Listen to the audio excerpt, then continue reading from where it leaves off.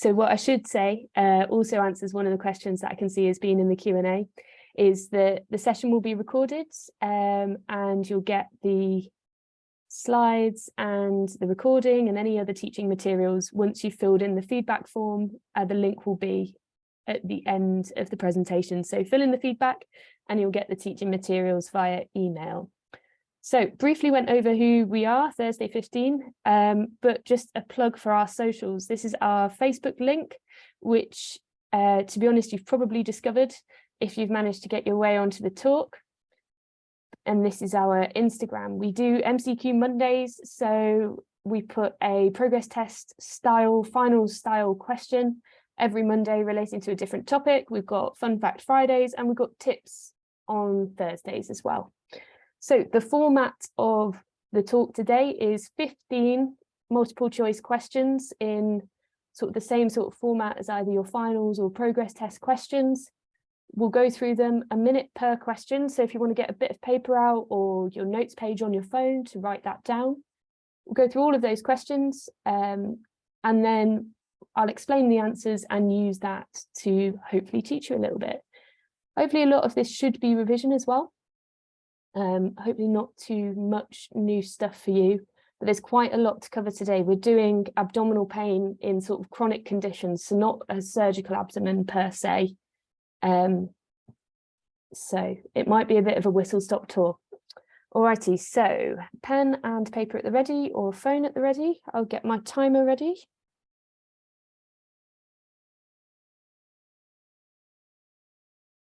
Oh, and let's begin.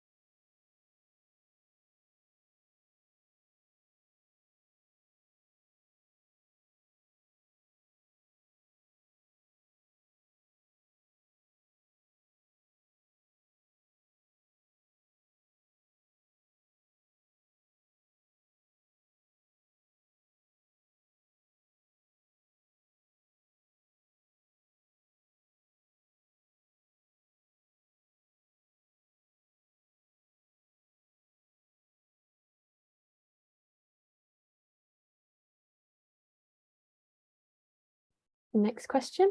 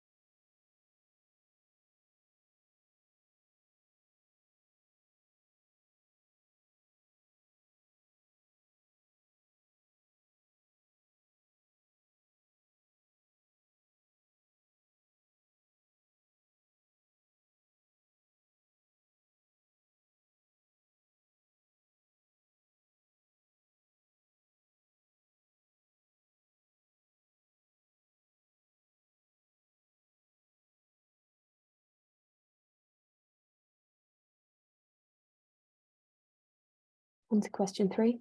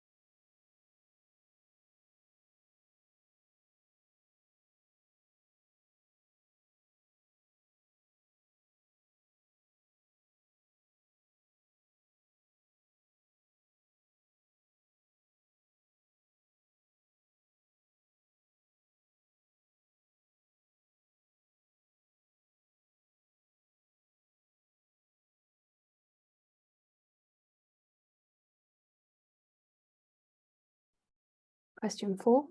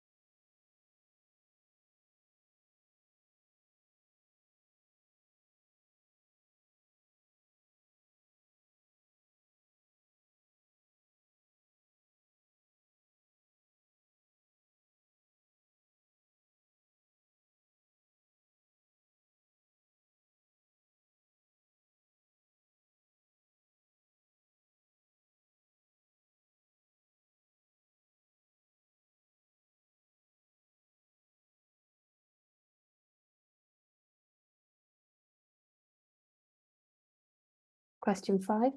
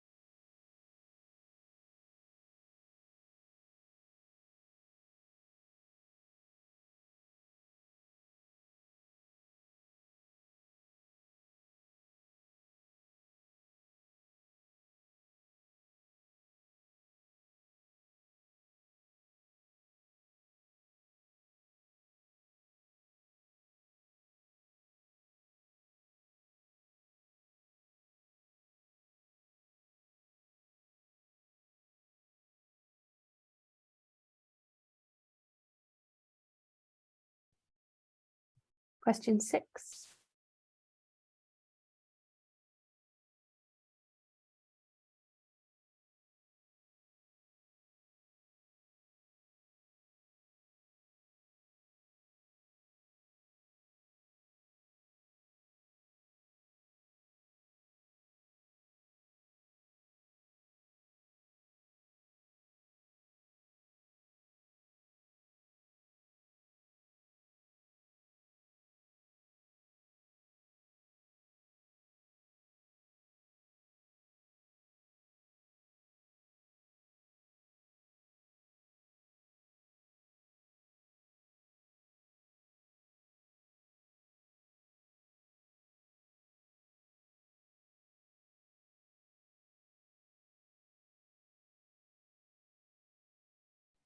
Question 7.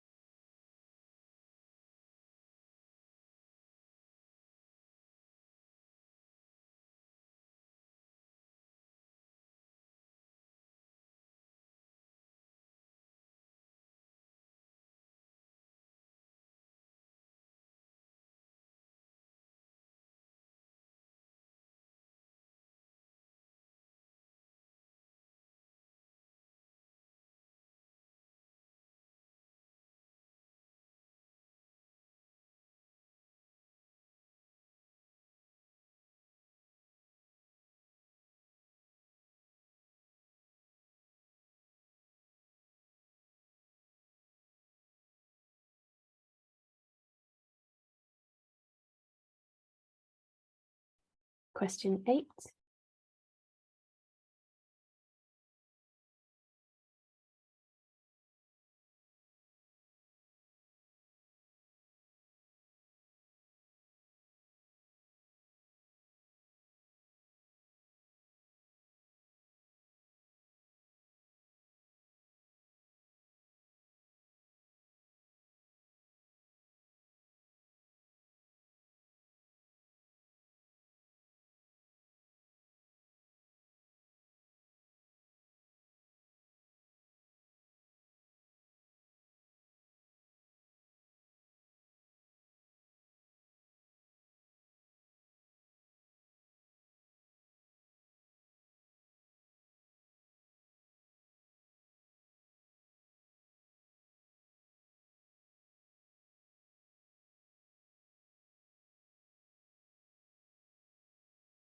Question 9.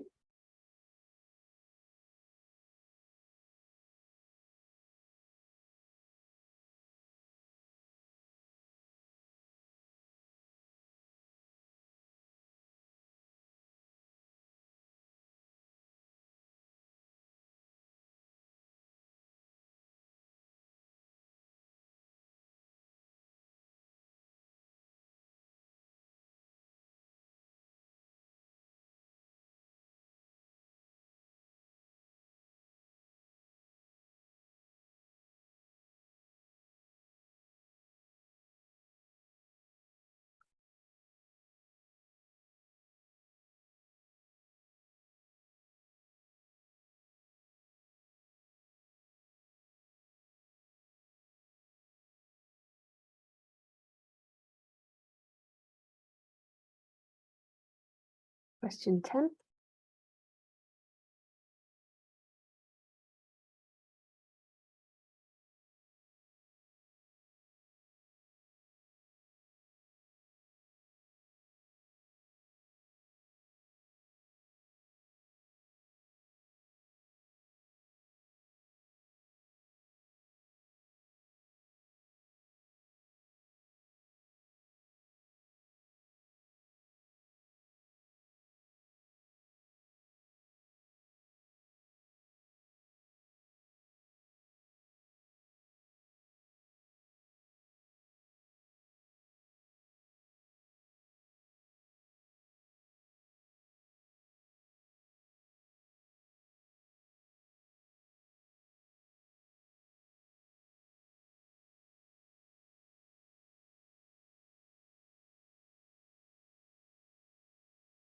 Question 11.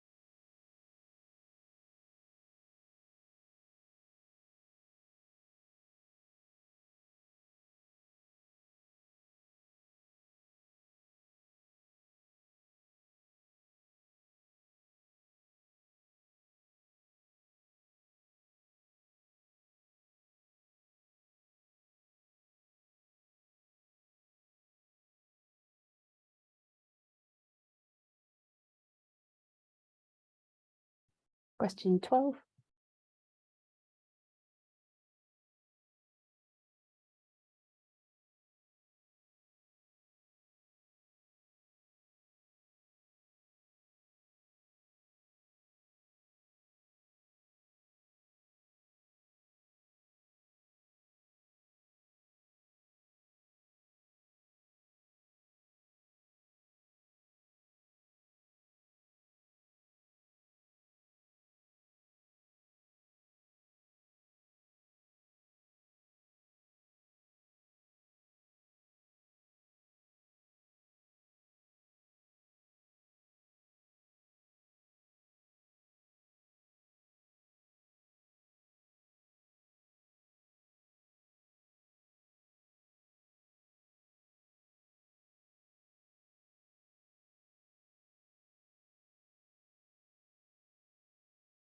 Question 13.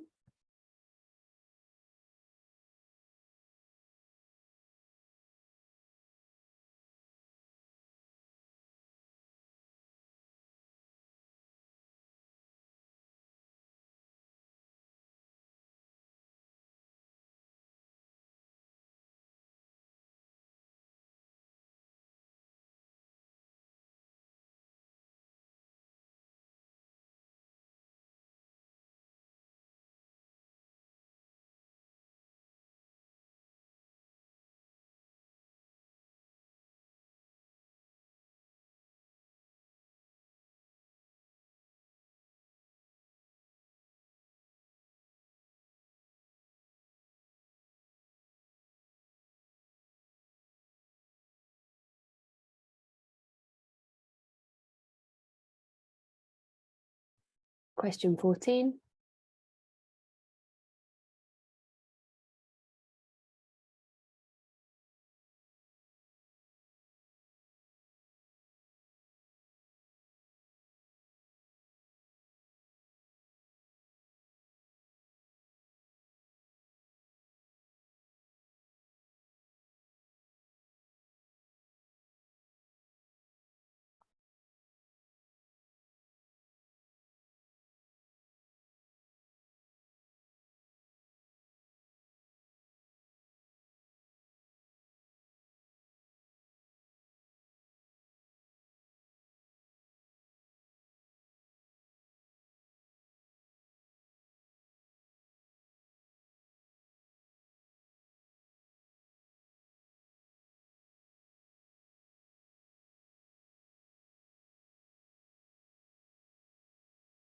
And last question.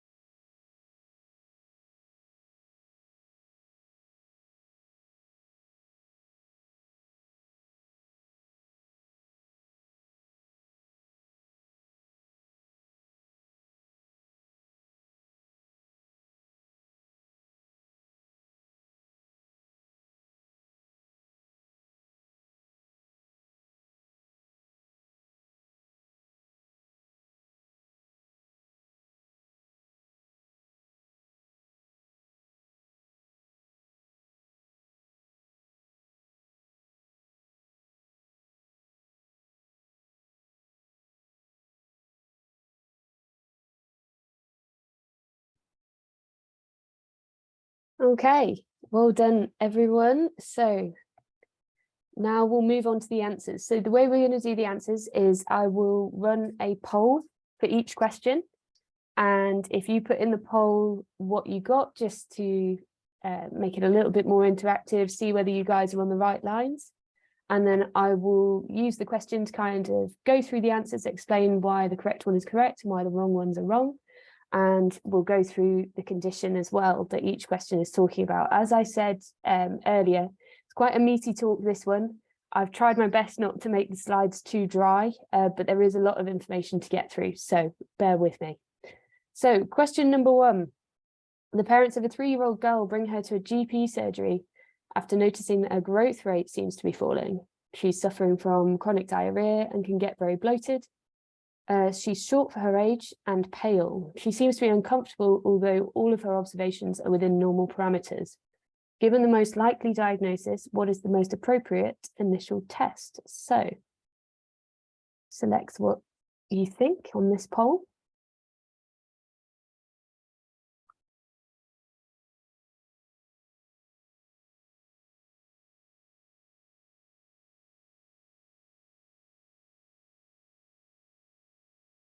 Okie doke. Perfect. So most of you have gone for C. And that's what I've suggested as well. So anti-tissue transglutaminase antibodies alongside total IgA count. So in this question, we are talking about celiac disease. So the way that celiac disease comes about is a combination of environmental and genetic factors. So, for example, there'll be predisposed people that are then exposed to things in the environment. For example, GI tract infections when they're younger, different amounts of gluten when they're weaning off milk onto solids. And all of these combine to give you celiac disease, which is an intolerance to dietary gluten. So tissue transglutaminase, TTG, is an enzyme that helps to break down gluten. And when this happens in people with celiac, the TTG acts on the gluten is broken down and then inflames the gut, becomes very angry, there's an inflammatory response. So in response, the body produces antibodies to that tissue transglutaminase. So that's why there are anti-TTG antibodies present in celiac. Celiac can present in quite a variety of ways. So there's a whole host of GI symptoms that I've put down here that people with celiac present with. Classically, it presents in kids when the GI burden of gluten is just too much, and then symptoms start to build up. So you might notice that they've got short stature, delayed puberty, faltering growth, fatigue or lethargy. That could be because of the underlying vitamin and electrolyte deficiencies that these children have because of that damage to the gut lining, and that has an association with other autoimmune conditions. So, does anybody know what this is? Put it in the chat if you're feeling brave. Oh, have we actually activated the chat, Alex? Sorry, give me one sec. We'll see. I think it should be active. Can you see the message I put in about? There we go. I think I've now made it so that attendees can chat. I think only we were allowed to post into the chat before. So cool, it's activated now. Yeah, perfect. Dermatitis herpetiformis, perfect. Right, so dermatitis herpetiformis is a rash that is presents alongside celiac in some people. And it's classically present on the knees and the elbows of celiac patients. Not every celiac patient presents with this rash, but lots of people with dermatitis herpetiformis have celiac. Okay, so when you're thinking of investigating for any of these conditions, I like to put it in this sort of format, especially for if you're asked a question at the end of an OSCE station, what investigations would you perform in this patient? I think a way to break it down when you're under pressure is to put it in bedside, bloods and imaging, and then other special tests that don't come into that category.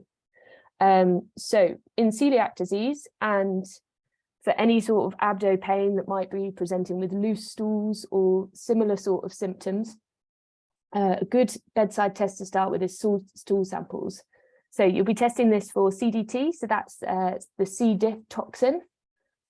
You'd culture the stools to see if you can grow any bugs in it. And you might consider fecal calprotectin if there's any signs of blood in the stool, or if you were considering IBD. Now, this girl is 3 years old. That would be very young to be getting an IBD diagnosis. But if someone was presenting a little bit later or a little bit differently, that might be something to bear in mind.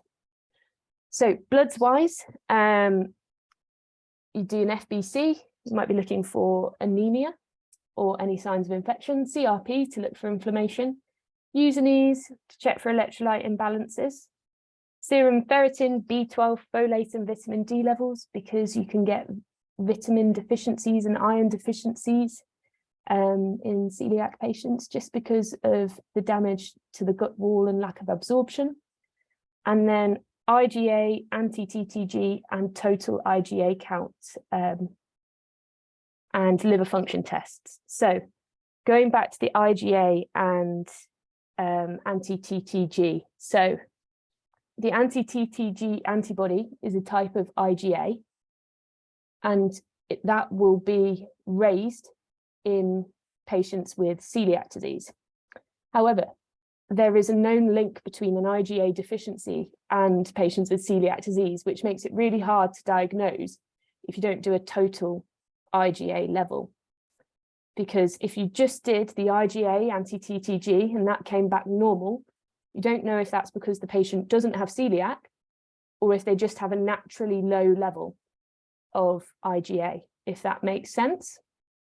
So if you do the total IgA alongside and the total IgA is normal, and then the IgA anti-TTG is raised, that's diagnostic of celiac. But if you see that they've got an IgA deficiency, you then can't tell based on the TTG levels whether they've got celiac or not, and you need to do further tests.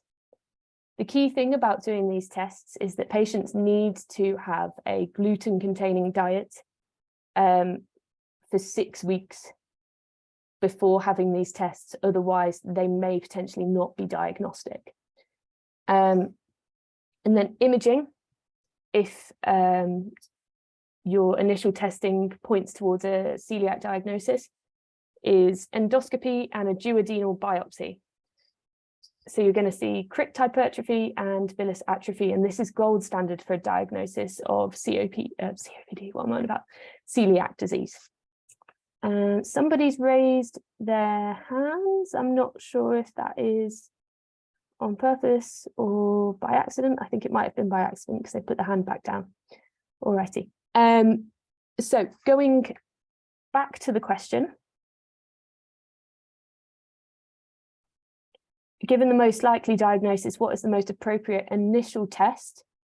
Now, we don't need karyotyping or colonoscopy to diagnose celiac disease, and an abdominal ultrasound might be useful if we were considering other pathologies in a child. So it's often used to test for things like intussusception or pyloric stenosis or acute abdomen in children, because it's obviously not got that ionizing radiation, but it's not generally used in the diagnosis of celiac disease. So then we're left with duodenal biopsy or the anti-TTG antibodies.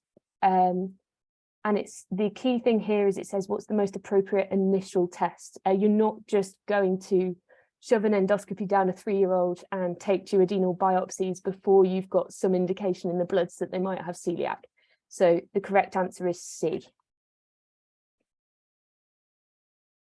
And here are sort of the biopsy findings that we can see.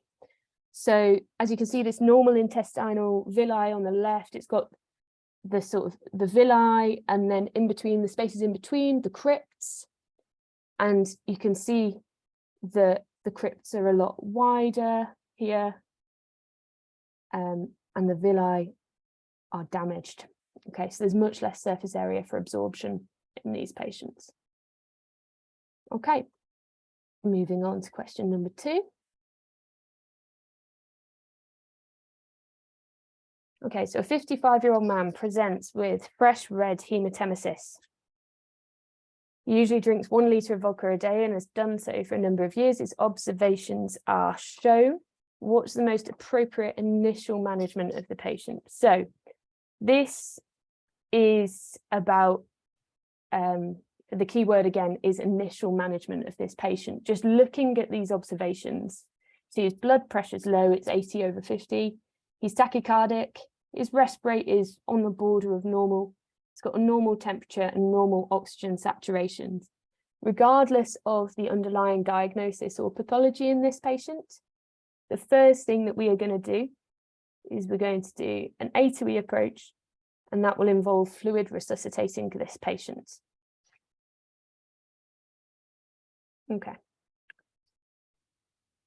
So what we're actually talking about here, if we go back, he drinks 1 litre of vodka a day, has done so for a number of years, and then he's presenting with fresh red hematemesis. So anyone who drinks a lot of alcohol over a long period of time is going to acquire alcoholic liver disease and eventually liver cirrhosis.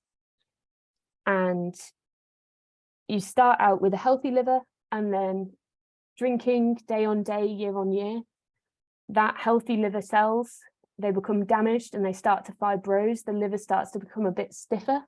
Now, fibrosis is reversible, but once that becomes cirrhosis, it's not reversible. And the alcoholic liver disease can be compensated or decompensated. So if it's compensated, that means although you've got that cirrhosis, it's stable, you're not outwardly getting a great deal of signs or symptoms that you've got liver disease. But once it becomes decompensated, you start to show those signs and symptoms, and you're at risk of complications. The risk factors for liver cirrhosis are obviously alcohol misuse, the viral hepatitis that cause chronic liver disease, so hepatitis B and hepatitis C, and non-alcoholic fatty liver disease. So these are always good to remember for when you're doing your abdominal exam. There's lots of signs of decompensated alcoholic liver disease. And when you're examining the patient, I think it's quite good to be able to show off that you know what you're looking for, specifically if you're examining for liver disease, looking at the hands, the face, the tummy, you know, saying that you're not seeing any palmaroerythema, you're not seeing any xanthoma, jaundice, gynecomastia, for example. So jaundice is caused by an increase in bilirubin. This is because the liver isn't working correctly. It's not conjugating the bilirubin, and we'll come back to this later, which means that it's not being excreted from the body correctly. So it builds up and causes the skin to yellow in jaundice. Ascites is a buildup of fluid in the tummy, and also that fluid can begin to build up in other areas as well if the decompensated liver disease becomes really severe. This is because as the liver stiffens, it presses on the portal venous system, and there's backflow into the portal vein. So all this fluid is coming out of the portal vein into the tummy and causing ascites. Spider nevi we get because the liver can't metabolize estrogen as well when it's cirrhotic or when it's fibrosed. So that estrogen acts on the superficial blood vessels, which stimulates sort of angiogenesis and creates that spider-like looking blood vessel spots all over mainly the top half of the body. Caput medusa, again, that's because of that portal hypertension, the backflow into the portal vein. Hepatic encephalopathy, so ammonia isn't being broken down as effectively by the liver, so it crosses the blood-brain barrier and causes encephalopathy, and we'll come back to that as well. Gynecomastia, again, this is because of the reduced metabolism of estrogen. And then there's bruising, because the clotting factors that the liver usually makes aren't being made as well, so it's causing blood to not clot as well, so you bleed a lot more, which causes easy bruising. The asterixis, sorry, got my words in a tangle there. So that's kind of goes alongside the hepatic encephalopathy, because there's these toxins flying around the brain. The brain can't regulate the motor centers as well, so you can't control your actions as well. So the asterixis, I'm struggling to say that, sorry, is that sort of flapping tremor that you see. And the varices, again, this is due to kind of blood backflow, but they're also compounded by the fact that you've got the reduced synthesis of the clotting factors, more prone to then bleed as well. So they're really quite dangerous.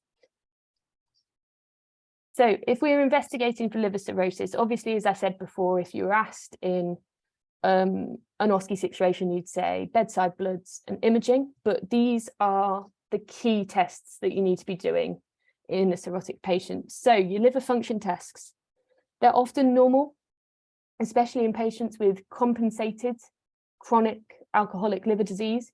So only when that liver disease is decompensated that those LFTs go off. To measure the synthetic functions of the liver, you'd be testing prothrombin time and albumin. Alpha fetoprotein is a tumor marker for hepatocellular carcinoma. And if you've got a cirrhotic liver, you're at a higher risk of getting hepatocellular carcinoma. So we really need to be monitoring for that in these at-risk patients. And then the ELF test, it's the enhanced liver fibrosis test. It's actually the first-line blood test for testing for fibrosis in non-alcoholic fatty liver disease. It's a combination of 3 different tests put together to give your overall risk of fibrosis. I think that's a good one to know for kind of progress tests and maybe sounding a bit smart, but in reality, I've not actually come across that in clinical practice as of yet. But that might be because mainly my patients in central Liverpool don't have non-alcoholic fatty liver disease. They usually have alcoholic liver disease.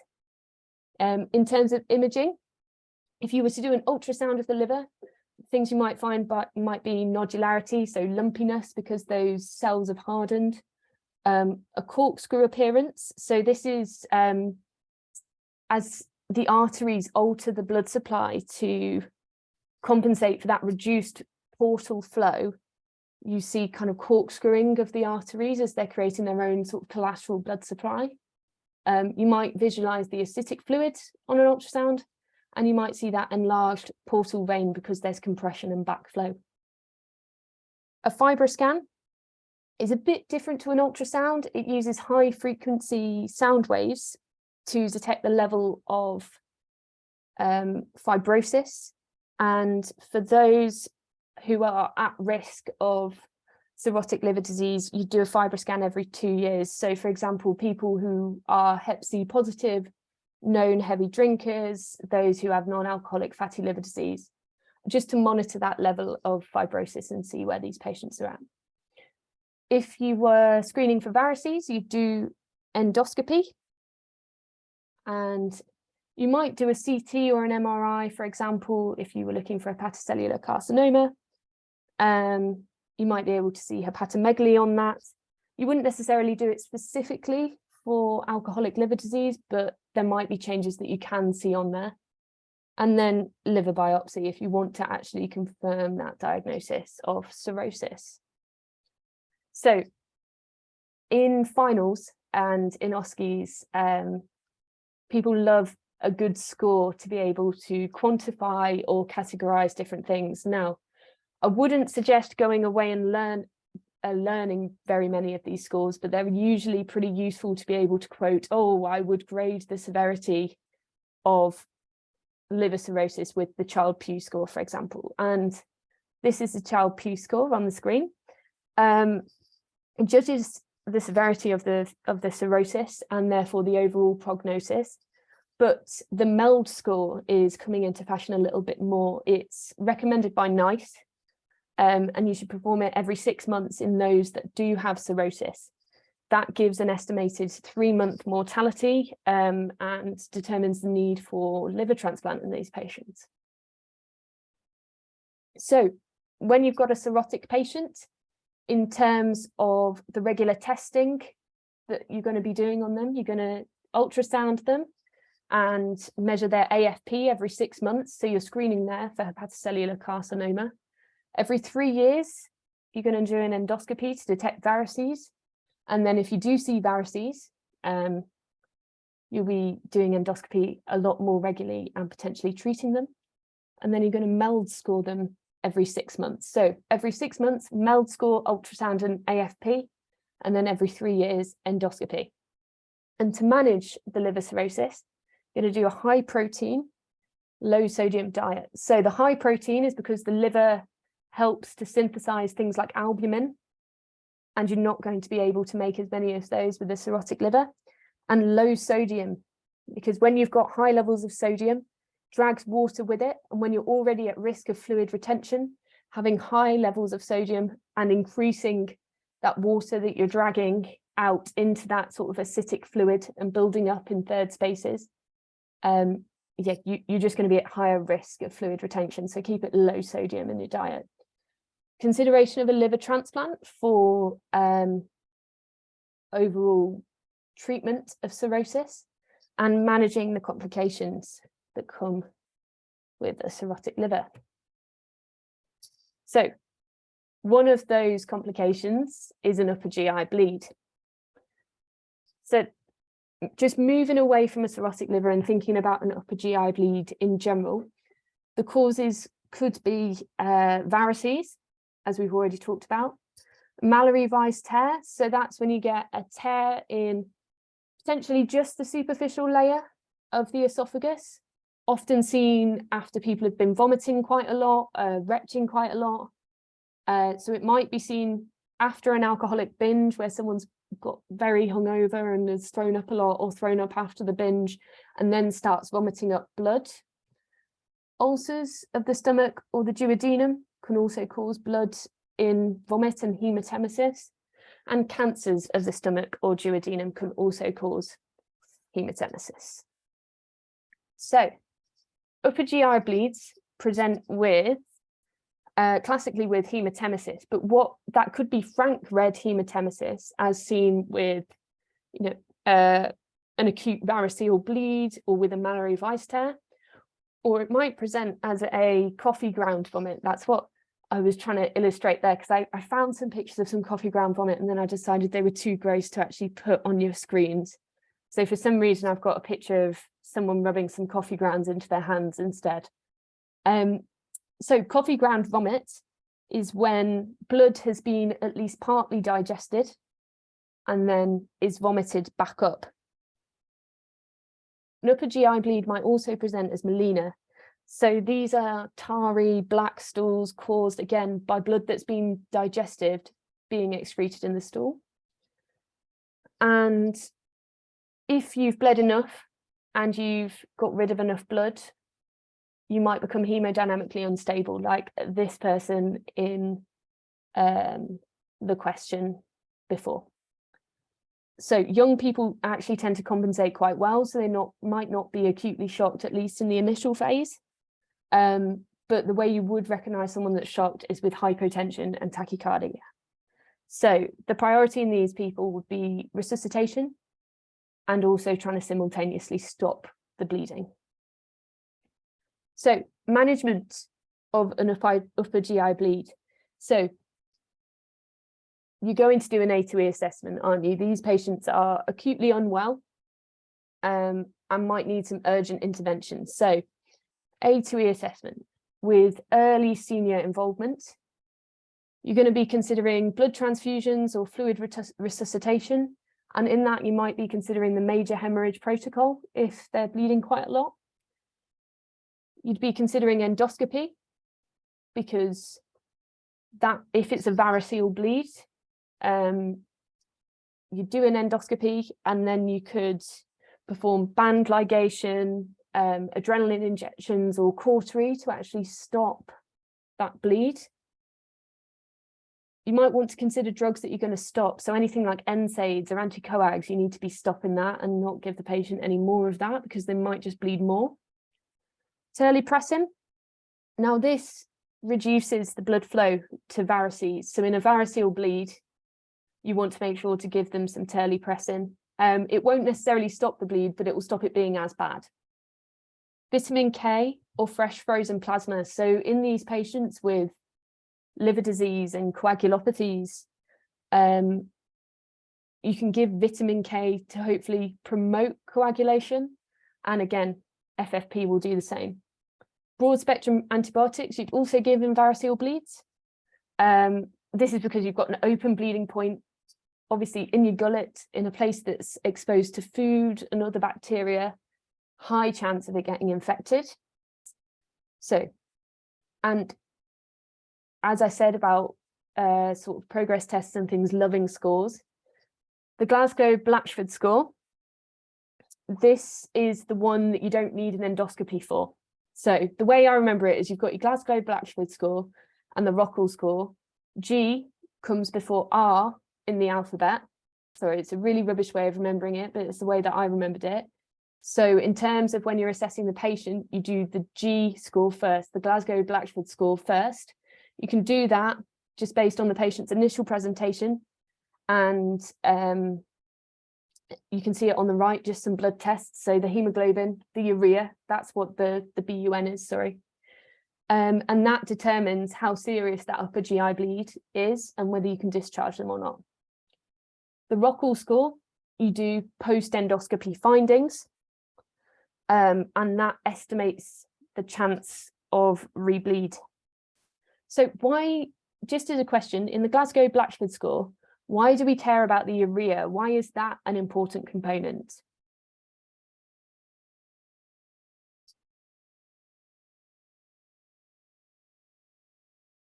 Let's have a look in the chat. Perfect. So red blood cell breakdown. Yeah. So as blood travels through the GI tract, it gets broken down, and one of the byproducts is urea. So if someone's urea is high and their hemoglobin is low, chances are they're probably bleeding from somewhere.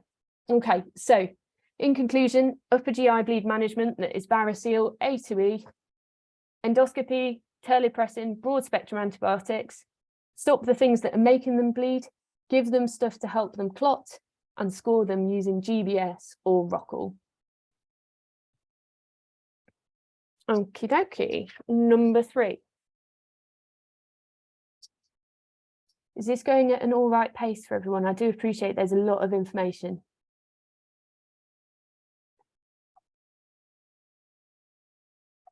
Perfect.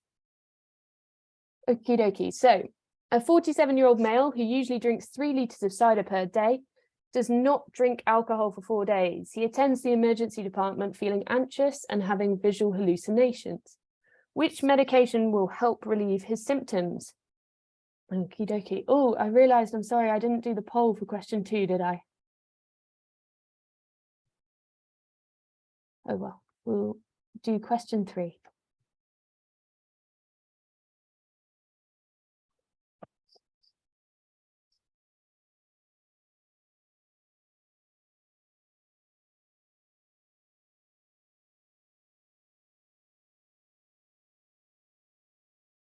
Okay, so we're mostly split between A and D.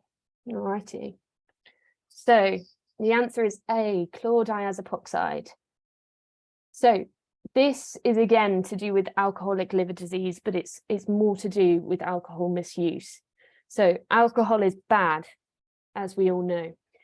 Chronic alcohol misuse can cause alcoholic liver disease, and that eventually can lead to cirrhosis and therefore the complications of cirrhosis that include liver cancer. You can get dependence on alcohol, and therefore you can get withdrawal. You can get Wernicke-Korsakoff syndrome. So that's caused by the poor absorption and supply of thiamine, vitamin B1. And in general, alcoholics don't tend to have the most healthy diets as well.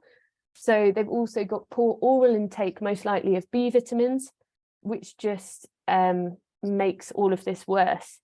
Wernicke's encephalopathy is more of the acute presentation of this thiamine deficiency, and it precedes Korsakoff syndrome, which is long-term memory changes, and they classically present with confabulation. So confabulation is when you'd ask them a direct question and they manage to, when they don't know the answer to something, they manage to talk around that subject without actually answering the question, but whilst also sounding quite coherent. So kind of the avoidance of answering questions and doing a lot of other talking, if that makes sense. Also pancreatitis. So alcohol stimulates the release of the digestive enzymes in the pancreas. When this happens a lot, those enzymes start to actually digest the pancreas itself, causing inflammation. And then alcoholic cardiomyopathy. So long-term alcohol abuse harms the heart. That leads to kind of dilation of the cardiac chambers and then cardiomyopathy. Okay, so some pathophysiology. When we drink alcohol long term, the alcohol stimulates the GABA receptors. Now, sorry, I've just had a mind blank there. All pathophysiology just left my brain.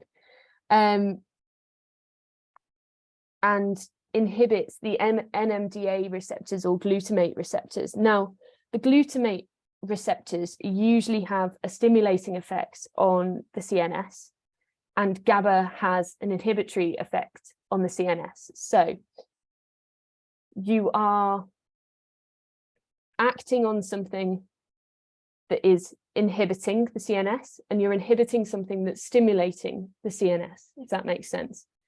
So as more and more alcohol is drunk, ABA becomes down-regulated and glutamate becomes up-regulated to counteract the effects of alcohol and to keep everything in equilibrium. So you take out that alcohol, and then GABA underfunctions because it's been chronically down-regulated, and glutamate overfunctions. So you've then got that GABA, that inhibitory force, underfunctioning, and the glutamate, the stimulatory force, overfunctioning. And what that leads to is an increase in adrenergic activity, an increase in CNS activity. And this presents as acute confusion, agitation, delusions, tremor, and it can lead to seizures as well. Okay. and that is a medical emergency. You can also get tachycardia, hypertension, arrhythmias, ataxia. So it's quite scary stuff. So how do we classify alcohol withdrawal? Going back to something that we love good scores for. So the SIWA are scores withdrawal and guides treatment. Now this is an in-depth indicator of how severe the withdrawal is. There are many, many components to the SIWA score. And that probably wouldn't be done on a regular basis for people who have been admitted to hospital. And I certainly in clinical practice haven't actually seen that being used all that regularly, but it's a good exam answer. GMORS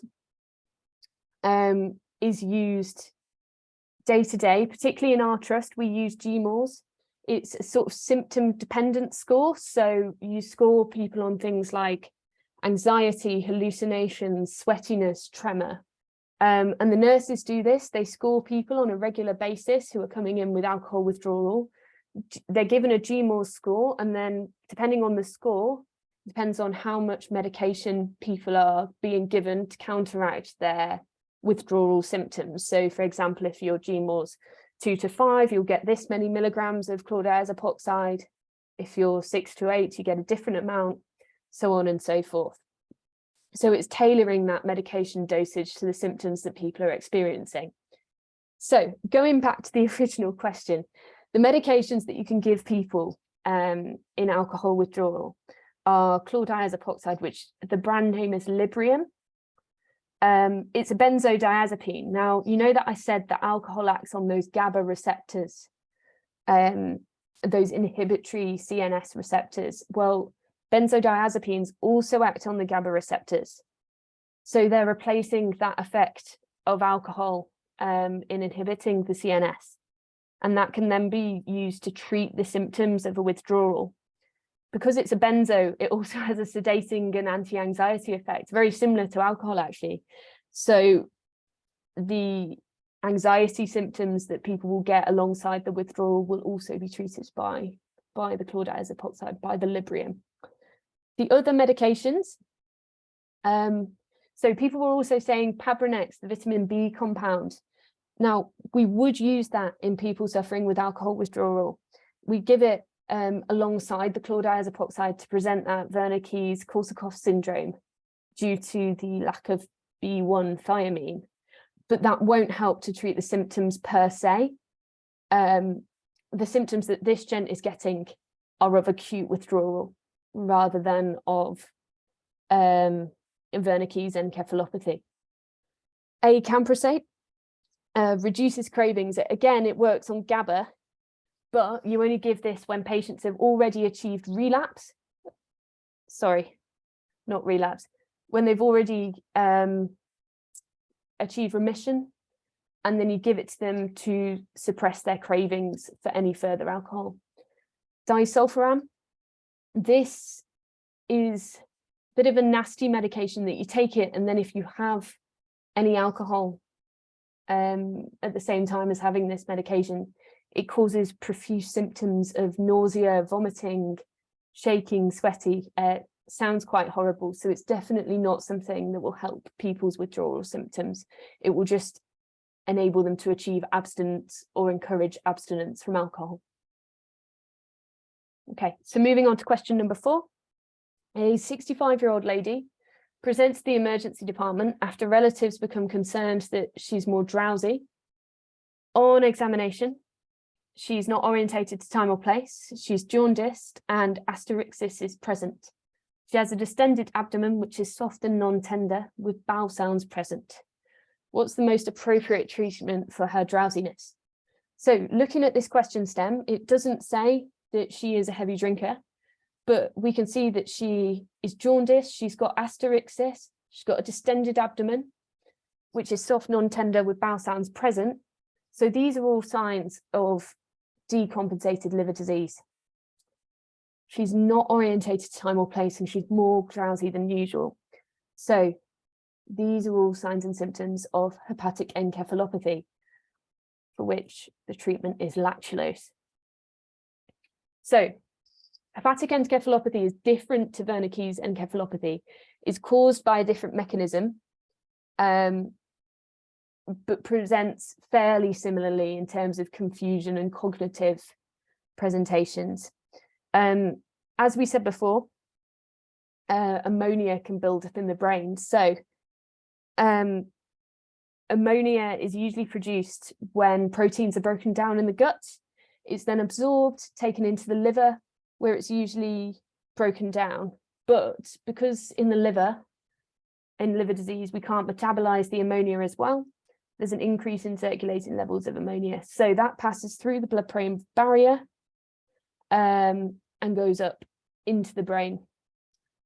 But compounded by that, because there's extracollateral vessels that bypass the portal venous system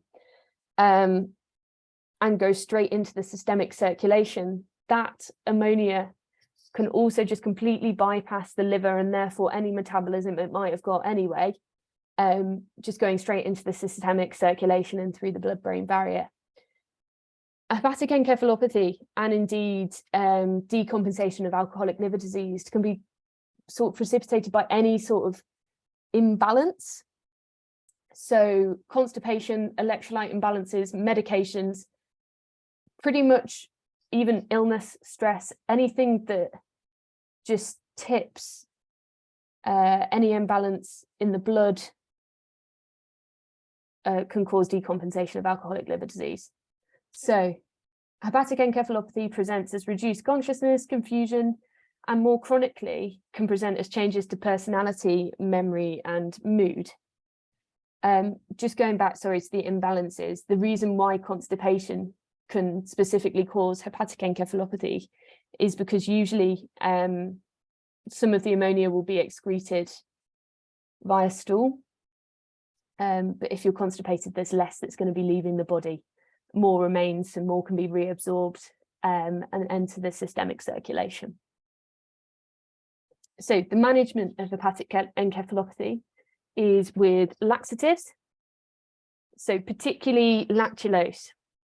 It's an osmotic diuretic, so the way it works is it draws water into your poo, it softens the stools and makes the stools easier to excrete, so you get rid of more ammonia and stop it being reabsorbed.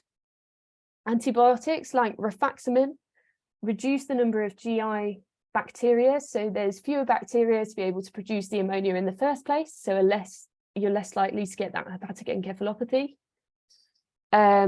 And rifaximin particularly is really poorly absorbed, so it stays and hangs around in the GI tract, having continued action and continued effect there of reducing the amount of ammonia being produced. And then just nutritional support as well. So question number 5. 23-year-old female undergoes a colonoscopy, having recurrent episodes of bloody diarrhea and abdominal pain. Which of these features would indicate that a diagnosis of Crohn's disease is more likely than ulcerative colitis? So I forgot for question 4 again, didn't I? I keep forgetting these polls. Sorry, guys.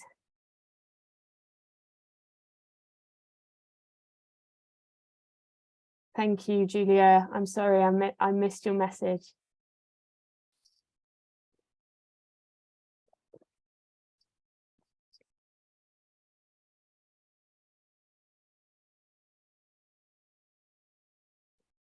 Okie dokie. So most of you have gone for C. Correct. So you'll be getting these slides if you fill in the feedback table, so don't worry about having to scribble everything down. Here's a good comparison table between Crohn's and ulcerative colitis. So obviously Crohn's is a full thickness inflammation that is in patches throughout the GI tract, anywhere from mouth to anus. Whereas ulcerative colitis, it's in the name, is a superficial inflammation that moves proximally from the anus. In ulcerative colitis, smoking is protective. So although obviously we wouldn't advise to continue smoking, if you do smoke, it delays your presentation. But in Crohn's, if you smoke, you're more likely to get Crohn's. Complications of Crohn's are abscesses, fistulae and stricturing, whereas complications of ulcerative colitis are toxic megacolon. So this is when the colon becomes really, really big and inflamed. Bowel perforation and bowel obstruction. In Crohn's, on colonoscopy, you'll see a cobblestone appearance, and I'll show you a picture of that in a little while. And that's just because of the patches of inflammation. Whereas on ulcerative colitis, you'll see crypt abscesses and pseudopolyps on colonoscopy. And I think I've got a picture of those, or at least a cartoon. So normally the colon has sort of deep crypts within the finger-like villi, but in ulcerative colitis, inflammatory gunk goes into those crypts and starts filling it up and forms little abscesses. And the pseudopolyps are because of the formation of superficial scar tissue. And ulcerative colitis is also linked with primary sclerosing cholangitis. So, as I said before, bedside blood imaging, investigating for IBD, the same stool samples as before, but obviously fecal calprotectin is really important here. If it's raised in your stool sample, it's suggestive of active inflammation. It wouldn't be raised in IBS because there isn't really any active inflammation, whereas it would be raised in IBD. So we're looking for the same things in the FBCs, UTNEs, CRPs and LFTs, sort of anemia and infection in the FBCs, electrolyte imbalances, but also it's good to get a baseline for scans in the UNEs. You'd expect CRP to be raised in IBD because there's active inflammation, but your LFTs might be normal, or there might be slightly low albumin. This is because albumin's a marker of inflammation or malnutrition. And in some severe cases of IBD, protein can actually be lost through the guts. That's called a protein losing enteropathy. And then albumin would be really low in those cases. You'd also want to do those same vitamin levels, vitamin and electrolyte levels, just to check for any deficiencies. And you would screen for celiac disease as well using the anti-TTG and the IgA, just to rule it out really more than anything. In terms of imaging, so your endoscopy is going to depend on your route. Depends what you're suspecting, whether you're suspecting UC or Crohn's. If the person is likely to have Crohn's, they might be presenting with more upper GI symptoms. So you might be considering an OGD as well as a colonoscopy or sigmoidoscopy. Sigmoidoscopy might be sufficient for ulcerative colitis. Obviously, the disease is moving proximally from the anus. You don't necessarily need to scope the whole colon to see that it's moving in a continuous patch from the anus, if that makes sense. You'd confirm the diagnosis with a biopsy as well. And then you can look at the histology of it, and based on the appearances that we said before, you'd be able to diagnose the type of IBD. So you can use a CT scan to stage Crohn's, but it isn't 100% necessary. And an MRI can be used if your endoscopy has not been successful in diagnosing. That's more in the case of either poor samples of biopsies, inadequate tissue levels, or people have just been in a lot of pain and haven't been able to tolerate a scope. It's a more non-invasive way to have a look at the soft tissues of the bowels. Okay, I've remembered the poll. Holly, sorry, can you just repeat what the answer was to question 5? Question 5, the answer was, oh yeah, sorry, so it was a cobblestone appearance, because the other answers were I'll just go back. Oh no, you've just all seen the answers, sorry. So, continuous inflammation along the mucosa, that would be suggestive of ulcerative colitis because it's a continuous patch of superficial inflammation. Crypt abscesses on histology, again, as I said before, that's more indicative of ulcerative colitis, as is the presence of pseudopolyps.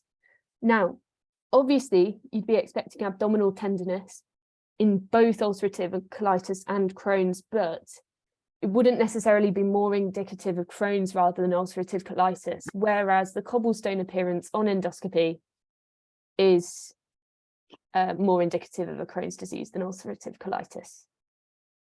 Cool, hope that clears things up. Okie doke. So an 18-year-old male with a history of vitiligo presents with a 3-day history of profuse, frequent and loose stools stained with blood. This is on a background of repeated episodes of loose stools over the past few years. He's found to have B12 and iron deficiencies on his blood. An examination reveals a perianal fistula. So which medication is used first line to induce remission in this disease?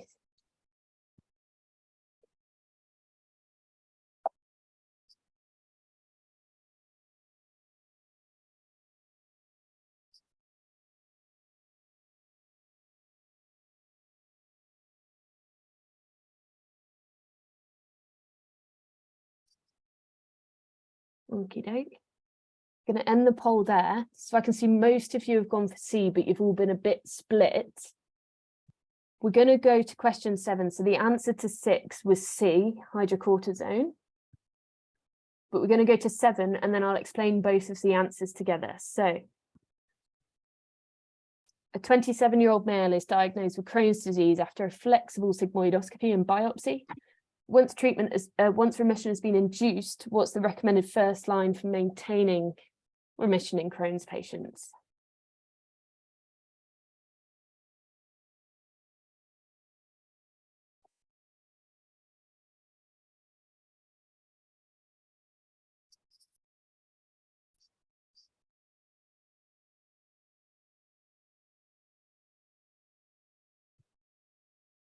Okay, and I'll end the poll there. So most of you have gone for A, then some of you are thinking mesalazine, and then we're split between B and D, but no one's gone for adalimumab. Okay, so correct. The answer was azathioprine. So the management of Crohn's. This is the picture of the cobblestone appearance, by the way, that we can see on endoscopy. So I don't know if you can see on the left, there's kind of the normal bowel with those vertical lines of the normal mucosal folds of the bowel. And then on the right, we can see that cobblestone appearance. So the patches of inflammation, the lumpiness looking of the bowel, that's the cobblestone appearance. So the principles of management of IBD are that you induce remission and then you try and maintain remission. And you manage Crohn's and UC slightly differently. And I don't think there's a particularly easy way to remember it. It's just a bit of rote learning. In Crohn's, the first line medication to induce remission is steroids. So if you've got particularly severe flare, you're probably thinking IV hydrocortisone, and then you can wean down to oral prednisolone after they've had a few days of IV hydrocortisone. If the IV hydrocortisone by itself isn't working, you can then add in azathioprine and biologics. The way that they all work, obviously we know that steroids dampen down inflammation. Azathioprine is an immunosuppressor, so that also dampens down inflammation. Biologics, we're thinking there are things like infliximab. They're often TNF blockers, so this stops neutrophils being recruited into the gut, so that stops the inflammation as well. And then to maintain that remission, once you've weaned them down onto oral prednisolone, they're no longer gushing out blood from their backside. You want to maintain that remission. The first line in Crohn's is azathioprine. Then if that's not effective in maintaining the remission, if they have multiple flares in a year, if they're really severe, you can consider adding in biologics like infliximab. Another key in the management of Crohn's is to get them to stop smoking, because smoking is a risk factor. And the key thing about azathioprine is this TPMT activity testing. So TPMT is an enzyme. It helps to break down azathioprine. So before you start anyone on azathioprine, you've got to test their TPMT levels. If they've got good TPMT levels, that means that the azathioprine will be effectively broken down. So you can start them on a standard dose. If they've got low TPMT levels, you'd consider them either not starting them at all or starting them on a lower dose. Realistically, you're not going to be the one making the decision about azathioprine dosing, but it's good to know for progress tests that before you start someone on maintenance therapy for Crohn's, you've got to do the TPMT testing. Okay, conversely, ulcerative colitis, and here's this cartoon of the crypt abscesses that I was on about. To induce remission, you use mesalazine. So it's an anti-inflammatory that works a bit like an NSAID, and you don't need any prior testing. So when I say it works like an NSAID, it's a COX inhibitor. So the way it reduces inflammation is to reduce that prostaglandin recruitment in the same way that ibuprofen does, which reduces the inflammation. Now, that's only used in mild to moderate disease. And then if there's severe UC, you use steroids. So again, the IV hydrocortisone, weaning down to the oral prednisolone. To maintain that remission, again, it's mesalazine. But the curative treatment for UC, is surgery. Because it's continuous inflammation, you know that you can just chop out that diseased portion of bowel, and it's essentially curative. But obviously bowel surgery doesn't come without its own risk, and you're probably going to have to give someone a colostomy for life. So that's quite a big decision to make. So you don't just want to go operating on everybody who's got UC. So we start with mesalazine first and try and get it under control and reduce their relapses. Okay, so question number 8. A 37-year-old male with ulcerative colitis presents to the emergency department with yellowing of their skin and lethargy. What test is the gold standard diagnostic test for the most likely condition?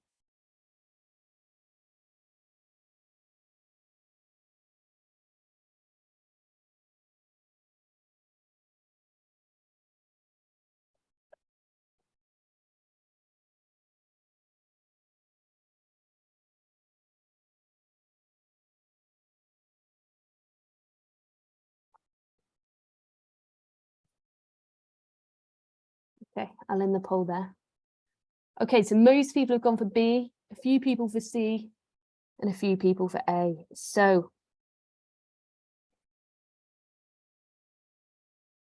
I've gone for B. So we said earlier that ulcerative colitis has a link with one other disease, and that disease is primary sclerosing cholangitis.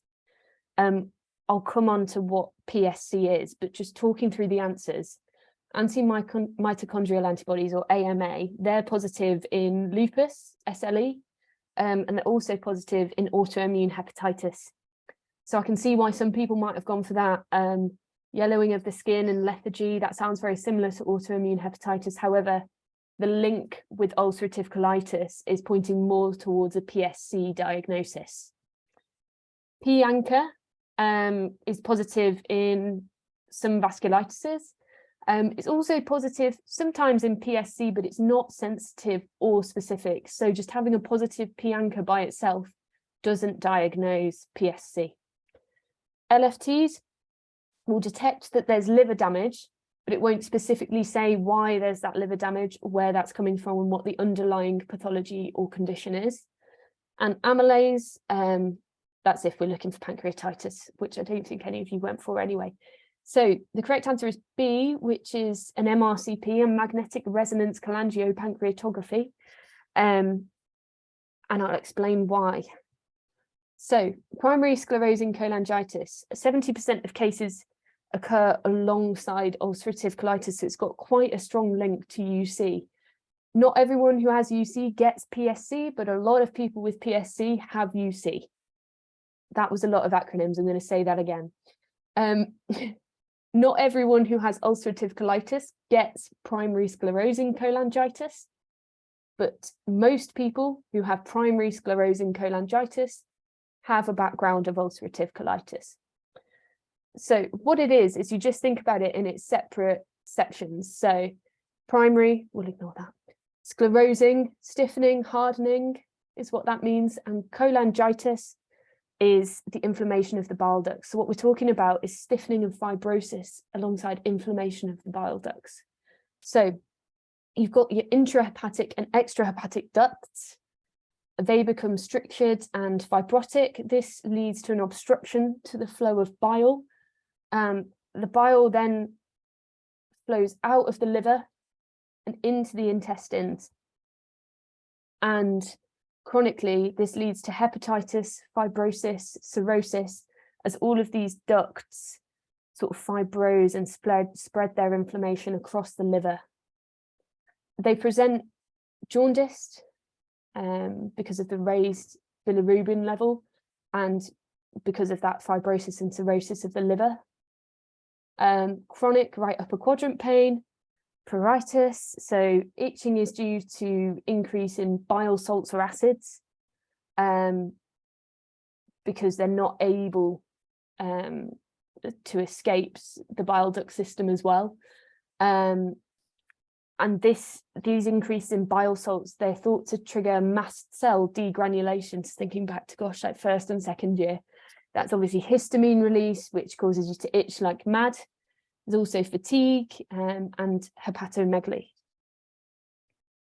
So the key investigations in primary sclerosing cholangitis. So there's lots of antibodies that could be positive in PSC, including P-ANCA that we said before, anti-nuclear antibodies, and anti-cardiolipin antibodies.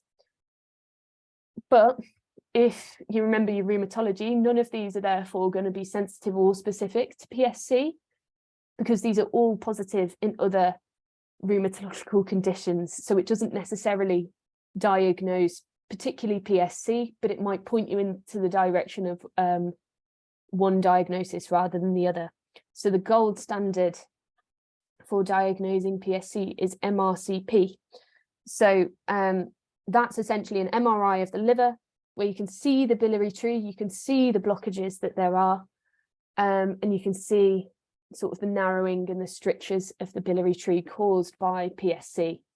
The reason why it's useful as well to do those antibodies, I should have said, is it suggests whether there's an autoimmune element and therefore whether it might be sensitive to immunosuppression. So the treatment of PSC is via a liver transplant. That's essentially how you're going to get rid of it, because you've got this spreading inflammation, stricturing. It's going to lead to fibrosis and cirrhosis of the liver. You want to get rid of all of that biliary tree and put a new liver in there. But a liver transplant doesn't come without its own risks. Obviously, there's the risk of rejection, and you're going to have to be on lifelong immunosuppression.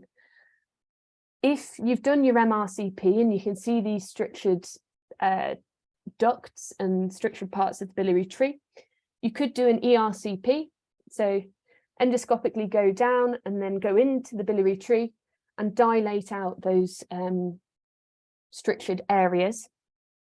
Cholestyramine is a bile acid sequestrate. So this means it binds to those bile acids, it prevents absorption of them and promotes excretion of them. This means that your symptoms of pruritus are going to decrease. So although that it doesn't treat the PSC, it's a symptomatic treatment for PSC. You also want to monitor for complications. So if you've got strictured bits of the biliary tree, all of your bile is going to be sat there. It's going to have a higher chance of getting infected because it stood still. So cholangitis, cholangiocarcinoma, so gallbladder cancer, cirrhosis, and then fat-soluble vitamin deficiencies. Because less bile is escaping, it's not going to be able to break down fats as efficiently, so you're not going to be able to absorb all of the fat-soluble vitamins A, D, E, and K from your diet. Okay, question number 9. Sorry, Holly, there's just a question in the chat about antibodies and PBC and autoimmune hepatitis. I thought you'd probably be more equipped to answer. Oh my gosh, I thought AMA was seen, and it was anti-smooth muscle antibody that was seen in autoimmune hepatitis. I'm going to be honest, potentially PBC is something that I forever used to get confused with PSC. So I have steered clear of it for the sake of this talk, because I feel like it is not a high yield question about PBC. AMA may well be seen in it, but I think, to be honest, what you start to realize about rheumatology is there's several antibodies that can be present in several conditions. So it's not just one antibody equals one thing. I think we're taught in rheumatology to think of, if this antibody is positive, it means you've got this condition. That's not necessarily true. I've just done a quick bit of Googling, and I think whoever you are, anonymous attendee, I think you're right. Yeah, AMA and PBC and anti-smooth autoimmune hepatitis. But yeah, to second Holly's point, trying to worry too much about antibodies. Yeah, I would say it's very presentation and context dependent. Sorry about my incorrect autoimmune hepatitis facts there. That's not one of my specialist subjects, I'll be honest. So question number 9, an 88-year-old lady with diverticular disease presents to the emergency department with severe sudden onset abdominal pain. Her temperature is 38.5. She's got a palpable mass in her left iliac fossa, and her blood tests are shown. So if we have a look through her blood tests, her hemoglobin's normal. It's got a raised white cell count. She's got raised platelets. ALT's normal, ALP's normal, sodium's normal, potassium's normal, urea's normal, creatinine's normal, GFR's normal, and she's got a raised CRP. So raised white cells and raised CRP suggest some kind of infection or inflammation, alongside raised platelets. So platelets are an acute phase reactant, so we'll often see them go up if we've got any active inflammation or infection. So thinking of that in the context of a lady with diverticular disease, she's pyrexial, she's got signs of inflammation and infection on her blood tests, and she's got a palpable mass in her left iliac fossa. What's the most appropriate test to diagnose this condition?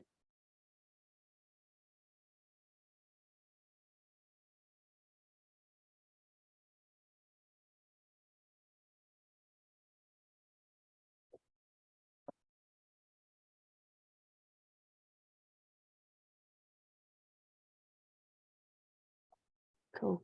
I'll end the poll there. So again, you're split, but most of you have gone for D. Correct. So if we go through each of the answers, so an ultrasound abdomen is mainly used in kids, as I said before, because of the lack of ionizing radiation. You can also do a fast scan. If you've seen any trauma calls in A&E, they look for intra-abdominal bleeding. But you don't really generally tend to use it much in a GI context outside of the pediatric population. An abdominal X-ray, really the only things that an abdominal X-ray are used for is to look for either perforation or obstruction. And then they're not per se diagnostic, they're just a good first line test. So an abdominal X-ray is quite a lot of radiation, but a CT is even more. And you don't want to put everyone who's got abdominal pain through a CT. So if you're suspecting obstruction or perforation, you'd usually get an abdominal X-ray as a first line, look for dilated bowel loops if you think that they've got obstruction, and then you'd put them through a CT scanner if they do have dilated bowel loops. Or you'd be looking for, I think it's called Wrigley's sign, air around the bowel loops in perforation. And again, if that's positive, you then send them through the CT scanner. But if the abdo X-ray is clear, it doesn't mean that there's no pathology, it just means that there's potentially no obstruction and no perforation. So it's not really good at looking at specific organs. An erect chest X-ray is for if we're suspecting perforation. So you'd see pneumoperitoneum, so air under the right diaphragm. Barium swallow is usually when we're looking at motility problems of the esophagus. So if we're looking to make a diagnosis of, say, achalasia or other neuromuscular disorders. And a CT abdomen is generally the go-to diagnostic scan in an acute abdomen. Obviously, there are other, as I said, you might do an erect chest X-ray or an abdominal X-ray first, but they may not necessarily be diagnostic of a lot of pathologies. So a CT abdomen is most appropriate to diagnose this condition. So this lady has diverticular disease. So diverticular disease is the same as diverticulosis. So that's the outpouchings of the bowel. And diverticulitis is inflammation of those outpouchings of the bowel. So diverticulitis is the most common complication of diverticular disease. You might have pain or tenderness in the left iliac fossa, pyrexia, loose stools, PR bleed, nausea and vomiting, and raised inflammatory markers. Generally, that can be treated in the community by a GP. You might have oral antibiotics, some painkillers, and some analgesia painkillers. But what we worry about is when there are complications of diverticulitis. So perforation, because you've got those outpouchings of the wall, those outpouchings are then thinner parts of the bowel wall. They're then more prone to tear when they're inflamed. Peritonitis, so any infection or inflammation of those diverticulae might spread to the peritoneal layers and cause patients to become acutely tender all over their abdomen. Or if those diverticulae have perforated and spread their kind of gross infected material to the peritoneum as well. Peridiverticular or a diverticular abscess, just when you've got those diverticulae and you've got not just inflammation and infection, but a whole load of gunk and rubbish building up inside of those diverticulae. You can even get large hemorrhages requiring blood transfusions if you're passing a lot of blood PR in diverticular disease. Fistulae can form, and then ileus or obstruction. So ileus is when the wall of the gut can't perform its normal peristaltic motion. It's kind of just a bit paralyzed. And then obviously bowel obstruction is when there's an obstruction in a bowel. So in this lady, we said she's got diverticular disease. She's got a fever, signs of inflammation on her bloods, and she's got a mass that can be palpated. So typically when patients present with diverticular abscess, the diverticular is becoming so swollen and so infected and so inflamed and filled with mess that you might even be able to feel it on abdominal exam. So that's what I was getting at with this question. And the way that we would detect that is with a CT abdomen. So general advice for managing an acute abdomen, again, as we said before with upper GI bleeds, A to E assessment and senior advice early on. If you're thinking anyone that's peritonitic or has a really tender abdomen, you want to keep them nil by mouth or clear fluids only until you've got a diagnosis, because if they need emergency surgery, if they need their appendix out or anything like that, the surgeon and the anaesthetist are going to be really mad when you've fed them in A&E. Give them IV fluids and resuscitation if they're hypotensive, and if they're shocked, give them analgesia. The most common investigation is CT abdomen, but you don't necessarily, as I said before, dive in with a CT abdomen. Screen for perforation or obstruction using abdo X-ray and chest X-ray, do bloods, and obviously there's early discussion with surgeons. Now, it's hard to demonstrate a diverticular abscess on a CT scan without scrolling through and without being able to show you, but I hope that you can realise that the bowel sort of on the top of the screen, it's the anterior of the patient, it's fairly smooth. It's not got loads and loads of outpouchings. And then this at the bottom where the arrow's pointing looks a bit blobby, and you can particularly see one outpouching. So that's the diverticular abscess there. I wouldn't be able to pick that up if I was a radiologist, but I just thought I'd add an image to make the slides more interesting.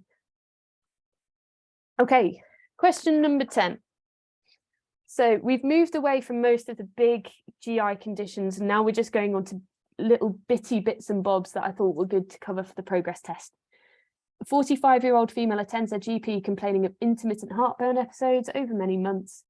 Urea breath test is positive for H. pylori. Patient has no allergies. What is the first line treatment for this condition?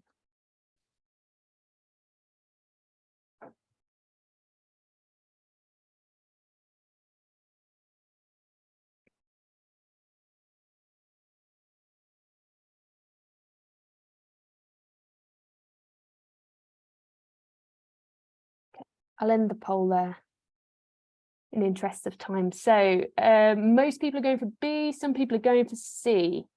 So the correct answer is B. Essentially, this question is just about knowing your NICE guidelines. So we will come back to why this answer is correct in a little bit, but we'll talk through kind of heartburn in general. So dyspepsia, like the symptom of heartburn, might not actually need investigating. If someone walks into their GP and says, hey doc, I get heartburn after every meal, it doesn't necessarily mean that they're going to need blood tests or an endoscopy. First things first is to screen for red flag features. So we're thinking things that indicate cancers like swallowing difficulty, weight loss, pain on swallowing. They would all mean referral for an endoscopy or to a gastroenterologist, because you're possibly thinking of something a little bit more sinister. General lifestyle measures to start in the management of people who have heartburn: lose weight, avoid trigger foods. So trigger foods might be coffee, chocolate, alcohol, fatty foods. Eat smaller meals in general, and eat the evening meal 3 to 4 hours before going to bed, because then when you lie flat, you've not got a whole load of acid trying to digest your food and then backflowing as you're lying flat. If you imagine, it will be easier to backflow through that esophageal sphincter. And reduce the amount of alcohol. Also, if patients are taking any ibuprofen or NSAIDs, probably tell them not to do that, because it will be higher risk of getting an ulcer. So in order to treat them, you can take one of two approaches. You can either trial a PPI for a month, or you can test them for H. pylori. I've read NICE CKS guidelines, and they essentially said it's up to your clinical judgment as to whether you start them on a PPI or test for H. pylori. But if you trial PPIs for a month and they haven't worked, you've then got to test for H. pylori. And if you test for H. pylori and it's negative, you've then got to trial a PPI. So you might end up doing both anyway. So H. pylori secretes the enzyme urease. So if we get carbon-13, so labeled carbon, and give people some urea, and then they swallow the urea, if they then breathe back out sort of carbon-13, and you can detect that carbon-13, you know that the H. pylori has broken down that labeled urea that you've given them to swallow, if that makes sense. You can also test for H. pylori because there'll be antigens in the stool. There's a specific blood test that you can do for H. pylori, but it's not widely available, and these other tests are cheap and simple to do. So usually we just do those in primary care. The key thing is you can't have taken a PPI in the past 2 weeks or antibiotics in the past 2 weeks, because that might affect the results. The antibiotics might have been effective on the H. pylori, but that doesn't mean that they've completely got rid of it, but they might not show a positive H. pylori test. And then if you've got H. pylori, the management first line is a 7-day triple therapy. So that's PPI, amoxicillin, and then either clarithromycin or metronidazole. If they're penicillin allergic, it's PPI plus metronidazole plus clarithromycin. So then we're on to second and third line treatment. So second line is PPI plus amoxicillin plus levofloxacin and tetracycline. And then if they're still suffering after that, then you might want to go for a non-urgent OGD, especially if they're over 55. But there are third and fourth line treatments for H. pylori. I doubt you will need to know beyond second line. And to be honest, maybe not even beyond first line and penicillin allergic first line. They changed a lot. The guidance have changed since I was even at med school. So I'd just keep up to date with the NICE CKS is a good place to look for a concise overview of the NICE guidance. So GORD, gastroesophageal reflux disease, you might see it when you do an endoscopy. Like you might see the inflammation of the esophagus, or you might be able to diagnose it without endoscopic evidence if they just have symptoms that just sound like GORD. Again, management is with the same lifestyle factors. Give a PPI for 4 weeks, or if you've seen evidence of esophagitis on your endoscopy, you give it for 8 weeks, and then so high dose for 8 weeks, and then long term if it's severe esophagitis. So H. pylori is associated with gastric and duodenal ulcers, which gives you these symptoms of heartburn and abdominal pain. But H. pylori isn't associated with GORD. So if it sounds like GORD, don't test for H. pylori. Then if a PPI is effective, you know it's GORD, because you'd be needing some antibiotic therapy to help with those symptoms if it was H. pylori. Question 11. So 55-year-old male with GORD undergoes a surveillance endoscopy for Barrett's esophagus. Biopsy reveals low-grade dysplasia. Follow-up endoscopy confirms this. What is the most appropriate management? I'll be honest, this is a tricky question. Not entirely sure you'd be getting asked something as tricky as this, but it just gives me an excuse to talk about Barrett's esophagus.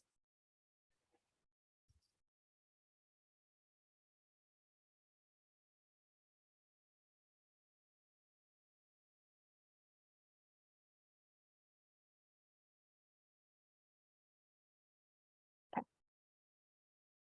So a lot of you have gone for A, but then you're split between B and C. So the answer is actually B. Now, the key in this question is that it's saying follow-up endoscopy confirms this. So we'll come back to all of the different options, but we'll talk about Barrett's esophagus first. So risk factors for Barrett's esophagus are being male. If you've got a long duration of your GORD symptoms, or if you're increasing the frequency of your GORD symptoms, you're more likely to get Barrett's esophagus. If you've had previous esophagitis or hiatus hernia found on endoscopy, or if you've got previous esophageal stricture or ulcers. So constant reflux leads to metaplasia. So metaplasia is a change in the cells. So you go from your normal stratified squamous cells of the esophagus into glandular columnar epithelium that's normally found in the stomach. So that's metaplasia, changing of the cells. But metaplasia with more acid exposure can then become dysplasia, which is when there's presence of abnormal cells. This is low grade when there's not that many abnormal cells, or then when there's more abnormal cells, it becomes high grade. Dysplasia is dangerous because the more abnormal cells they get, the more chance there is that cancer will appear. So Barrett's esophagus, therefore, is a pre-malignant condition because you've got this kind of sequence that eventually could lead into cancer. So we regularly screen patients who have known Barrett's esophagus for esophageal cancer. Barrett's esophagus is diagnosed on histology, although experienced endoscopists will be able to see sort of streaks on the esophagus that are in keeping with dysplasia, but you will need the biopsy and histology to actually have a look at the grade of dysplasia. And you can treat it, or at least treat the symptoms of it, with a PPI. This reduces the amount of acid reflux, and therefore it will slow down the transformation of the cells, but it won't necessarily cure the disease. It will just treat the symptoms and slow down the progression of the disease.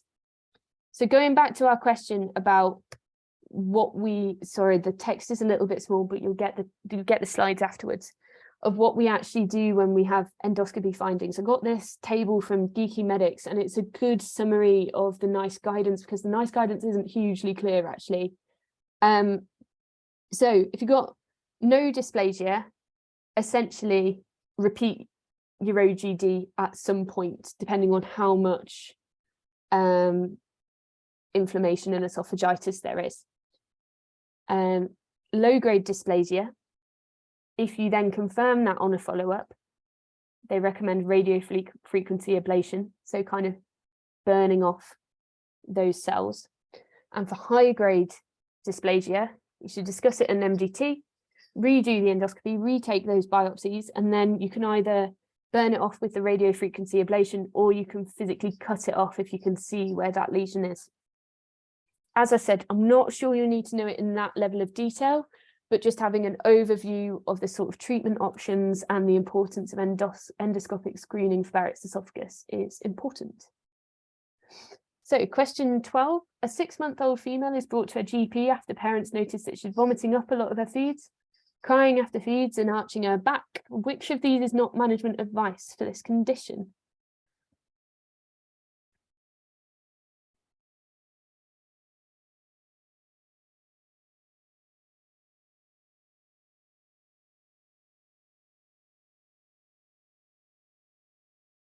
Okie dokie. So most of you have gone for B. Sorry for throwing a PEDS question in. I know PEDS is scary, but GORD in kids is a really common question that you can get in exams. So B. So a 6-month-old female is brought to a GP after parents noticing that she's vomiting up a lot of her feeds. So vomiting in kids is obviously really common and could be a sign of serious underlying pathology, but may just be completely normal. She's crying after feeds and arching her back. Now, this crying after feeds and arching her back, this is very typical of a presentation of GORD in kids. So getting really uncomfortable because of that acid reflux coming up right after feeds. That's why she's crying and she's arching her back to try and stretch out and straighten up that esophagus to stop the acid burning all the way up. So which of these is not management advice for this condition? So I'm aware that in progress tests and finals, they usually tend to avoid which of these is not type questions, but I felt that this was a good example of all of the advice that you could give to parents of children with GORD. So this, I know it's a random picture, but when I typed in GORD in kids into Google, this is the picture that came up. I don't know why, but he's a cute kid, so we'll keep him on there. GORD is really common in kids due to an immaturity in the lower esophageal sphincter. So acid just bubbles out. It's not tightly kept into the stomach. It's usually nothing to worry about as long as baby is well and maintaining good growth and it's not causing loads of distress. 90% of infants stop having this by the time that they're a year old. And it's particularly normal after large feeds because obviously you're filling up the stomach and then the acid overflows as well with the stomach contents.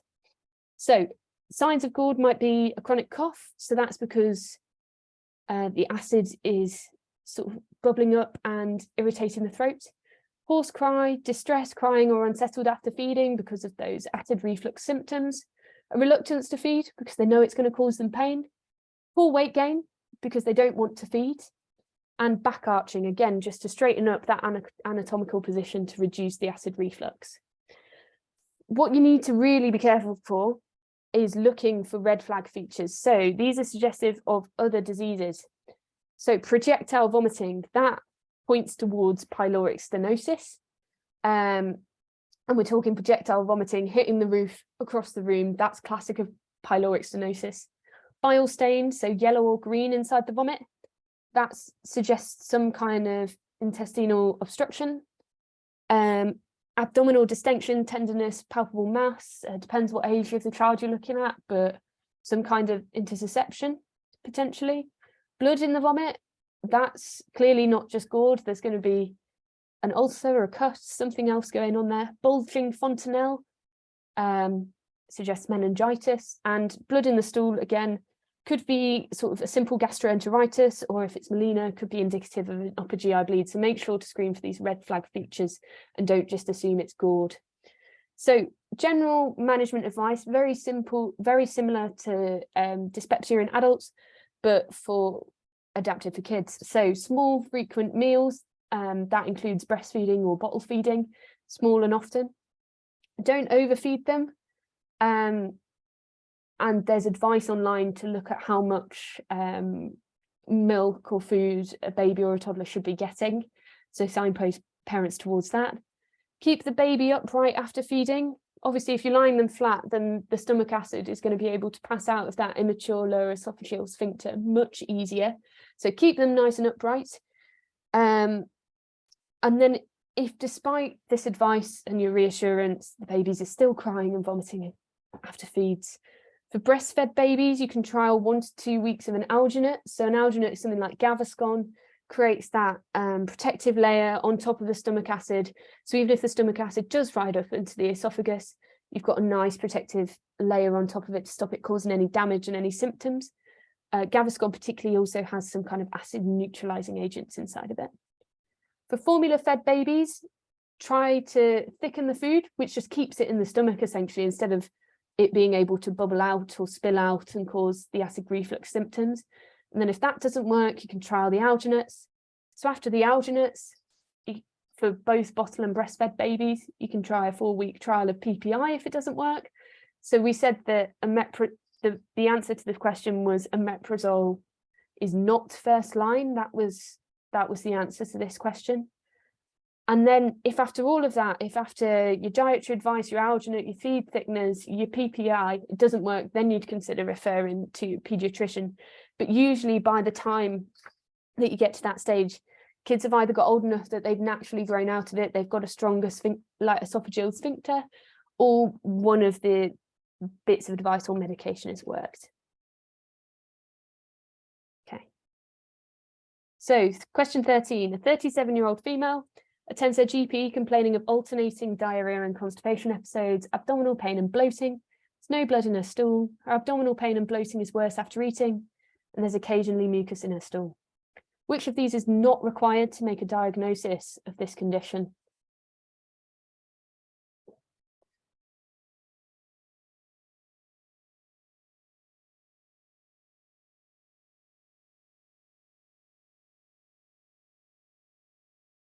Okay, so we're a bit split.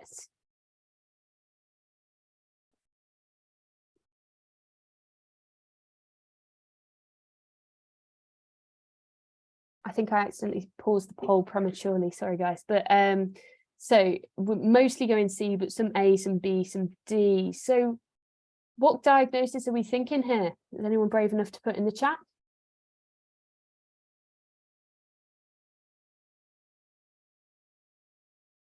IBS, perfect.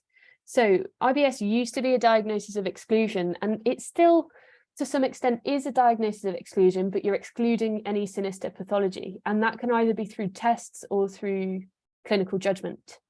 So the correct answer is you don't need a normal colonoscopy to diagnose IBS. So cancer is either not suspected or has been excluded. Yes, you need to exclude cancer. Now, that doesn't mean you have to perform all of your tumor markers. It doesn't mean that you have to do any scans to detect for cancer. If it doesn't sound like cancer, that's fine. That's just one of the tick boxes in order to diagnose IBS. You do bloods for people with IBS, but realistically, their FBC, ESR, and CRP should be normal. Negative fecal calprotectin, so you're trying to differentiate there between IBD and IBS, and sometimes they're difficult to tell apart, so you need a negative fecal calprotectin in order to rule that out. And you need to rule out celiac, because again, this sounds fairly like celiac, so you just need to check that it isn't celiac and it actually is IBS.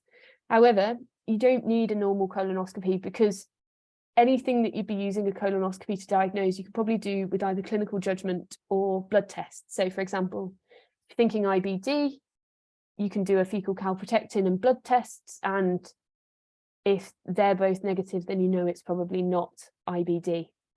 Obviously, if one of them was positive, you would then investigate further before making that diagnosis of IBS.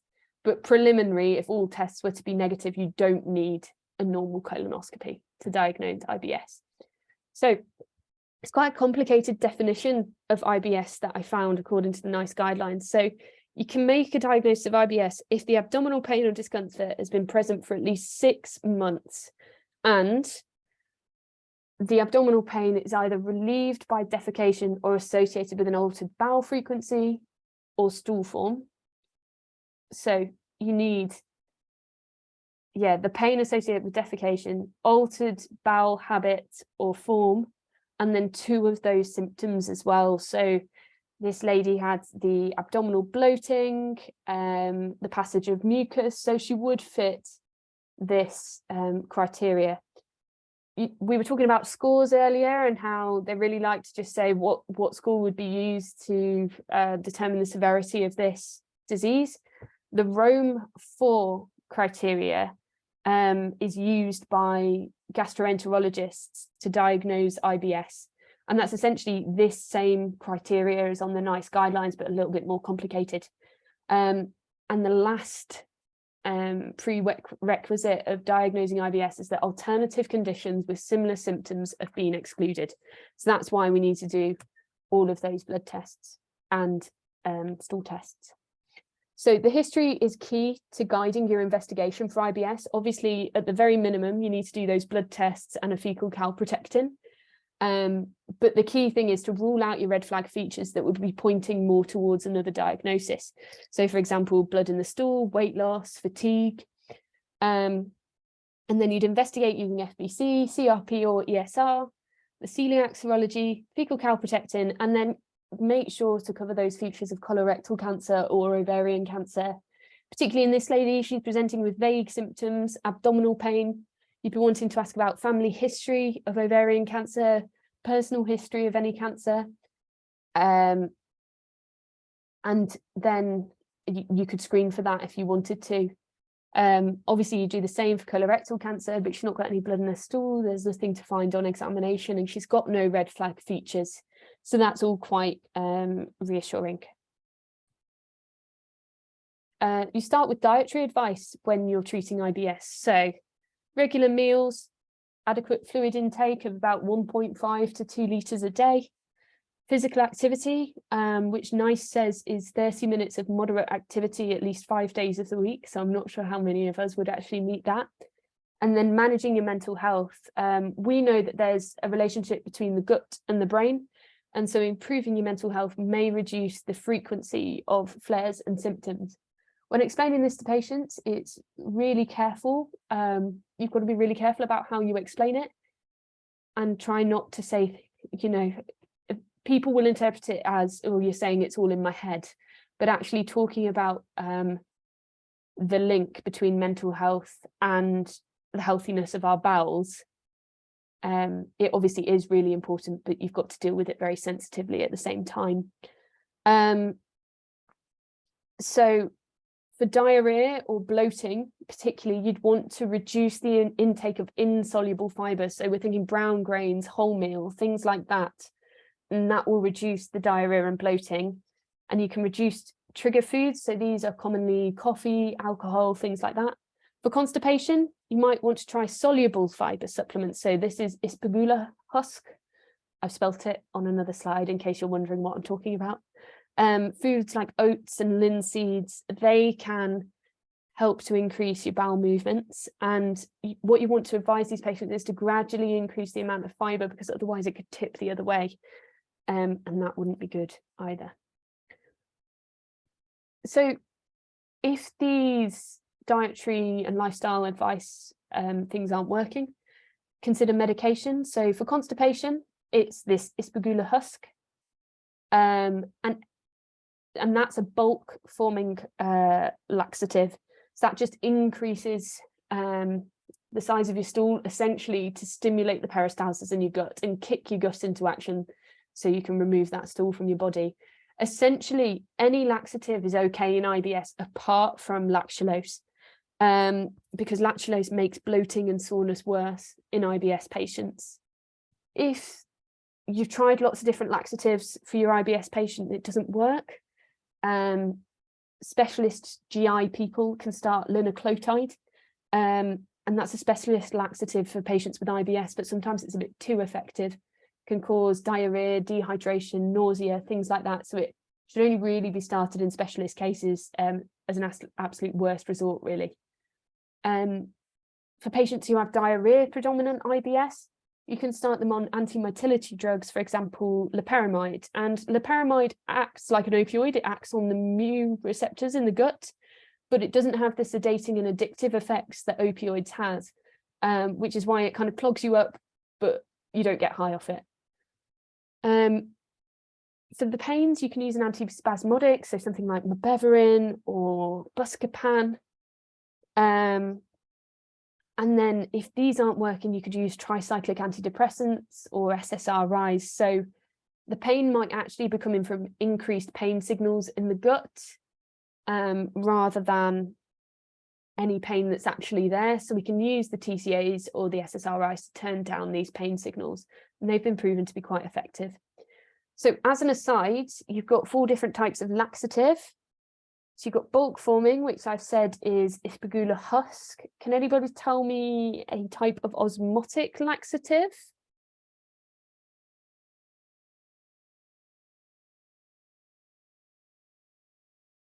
Yeah, perfect. Lactulose, perfect. So, and also macrogol, Movicol. So they draw water into the gut, make your stool more liquid, so it's easier to pass. A stimulant laxative, anyone? Senna, in all caps. Very excited about Senna. Senna or bezacodil, perfect. So they stimulate the peristaltic muscles of the gut, so then obviously you have peristalsis and then you poo. And then softeners.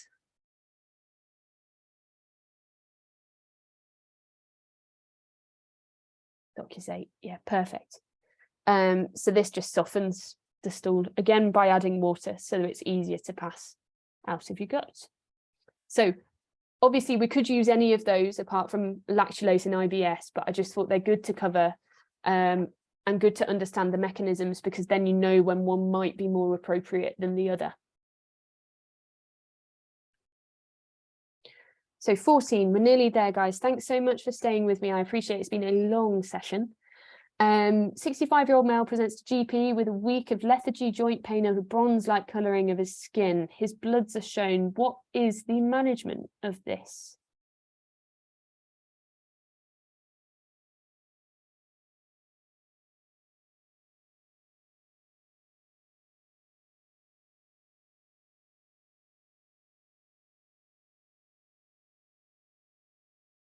Perfect. Most of you have gone for A, and I agree. So just looking at the bloods, we can see that he's got a slightly raised ALT, a normal AST, a normal ALP, normal GGT, normal bilirubin, normal hemoglobin, normal CRP, raised ferritin, and raised transferrin saturation. So this is all pointing towards a diagnosis of hemochromatosis. So just going through the other options, hydroxycarbamide, that's used in polycythemia and sickle cell to prevent clots. CRP is low, so you're not really thinking of an infection here, so probably don't need to treat with antibiotics. ERCP, if we were thinking PSC or gallstones, but this doesn't really seem to add up. And ursodeoxycholic acid is used in PBC and PSC. It's sort of a synthetic bile acid that helps to dissolve gallstones and reduce symptoms in those conditions. So again, not really sounding like that, whereas venesection is the treatment of hemochromatosis. So majority of hemochromatosis patients have that because they've got a mutation in the human hemochromatosis protein, the HFE gene. It's an autosomal recessive gene, which determines how much iron you absorb from the food that you ingest. So when you've got this mutation, you absorb too much iron from your dietary, from your food, and it starts to deposit itself all over the body. Usually these people present after the age of 40 when sort of the iron overload starts to become symptomatic. And all of these symptoms are because the iron is being deposited somewhere in the body. So fatigue, probably just because it's being deposited in all of your organs, so you feel a bit crap. Arthralgia, the iron's being deposited in the joints and causing chondrocalcinosis. Pigmentation, it's being deposited in your skin, and particularly people will be either bronze or slate grey. They're sort of the two presentations of hemochromatosis. Hair loss, building up and impacting on your hair follicles. Impotence and amenorrhea is due to deposits within the pituitary gland. So you've got less release of your sex hormones, which is why it's causing these sort of sexual dysfunction. And cognitive symptoms, just because of iron deposits throughout the brain. So obviously you do way more bloods than these if you're astenosky, but these are the key ones that you need to diagnose hemochromatosis. So ferritin is the iron that's in your body's stores. And then in your iron studies, you've got things like transferrin saturation, total iron, things like that. Transferrin is the protein that transports the iron throughout the body. And then transferrin saturation is how much of that transferrin is filled to capacity. So in order to diagnose hemochromatosis, you'd look at the level of ferritin. And if that's raised, that's a good start. But ferritin is also an acute phase reactant. So if it's raised, it isn't diagnostic in of itself, but it's a good start. It could be raised due to infection or inflammation or liver disease, plenty of other things. So then you'd look at your iron studies. And if your transferrin saturation is high, that means that and the ferritin is high, that means you've got an iron overload. Whereas if the transferrin saturation is low, that indicates another cause of the raised ferritin, for example, the inflammation, infection, or acute liver disease. So you want a high ferritin and a high transferrin saturation. Then looking at your LFTs, you might have deranged LFTs, particularly ALT, because you're getting that iron being deposited within the liver. And then if that's all adding up to a picture pointing towards hemochromatosis, you can do gene testing, so looking for the HFE gene to confirm that diagnosis.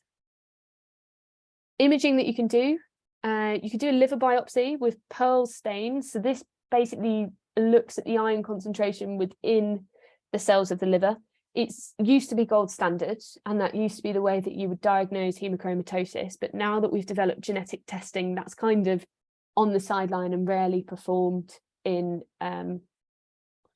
clinical practice unless there's some kind of uncertainty. Obviously not 100% of people who have hemochromatosis have a genetic mutation, so then you'd probably look to liver biopsy to confirm the diagnosis. If you did a CT because you were suspecting some other liver pathology, or the patient presented acutely with an acute abdomen of other cause, you would see an increase in attenuation of the liver. So what that means in non-radiological speak is on the CT, things that are dense are white. So bone is white. If you've got a metal implant, that's white. Things that are not dense, like air, are black.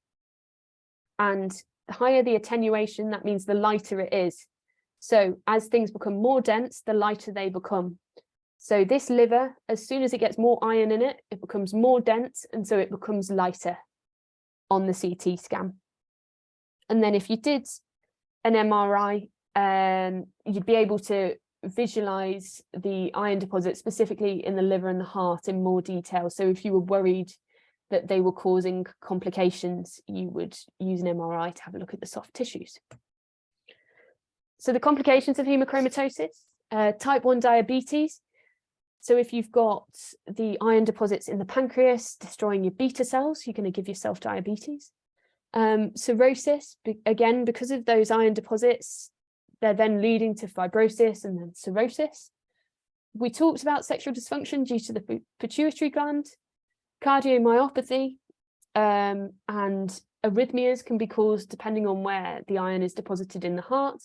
Hepatocellular carcinoma, because of the link of people with, because of that progression from cirrhosis. And we know that hemochromatosis patients who have cirrhosis have a much increased risk of hepatocellular carcinoma. So it's really key to either try and prevent them getting cirrhosis or monitor their cirrhosis for hepatocellular carcinoma. And then chondrocalcinosis or pseudogout, that's when the iron's deposited in the joints. So you can't usually visualize a cartilage on an X-ray, but when there's iron deposited in it, you can. So I don't know if you can see, I'm not sure if the brightness on your screens will be great, but you'll be able to maybe see when you get the slides. The arrows are pointing to kind of two bits that look like bone fragments between the joints, and that's the iron being deposited in a patient with hemochromatosis. So the management of hemochromatosis, essentially The only true management of it is venesection. So weekly, potentially, letting of the blood to reduce the overall circulation volume of iron within the blood. Therefore, less can be deposited and less can cause symptoms. You also want to monitor the ferritin level of these patients. So a normal ferritin is, in our trust, is 13 to 150 micrograms per litre. Now, you don't need to remember that, but what you need to remember is that in hemochromatosis, you're aiming for under 1,000 micrograms per litre. So that's still huge. That's still nearly 10 times the upper limit of ferritin. But we know that after 1,000 micrograms per litre, there's a hugely increased risk of liver cirrhosis. So we want to keep their ferritin levels under that. Long term, we're thinking about genetic counselling. Obviously, this potentially an autosomal recessive disease. If their partner's a carrier, they're going to have an increased risk of children having this condition, and it isn't curable. And then it's about monitoring and treating those complications. You also want to avoid alcohol, because as we've said, those patients that get cirrhosis have a hugely increased risk of hepatocellular carcinoma. So we want to, we want to avoid any other risk factors that could lead to that. Okie dokie, nearly done, last one. An 18-year-old male presents with painless jaundice. His observations are all within normal limits. When you assess him, his jaundice is no longer present. His blood tests are shown. What's the most likely diagnosis?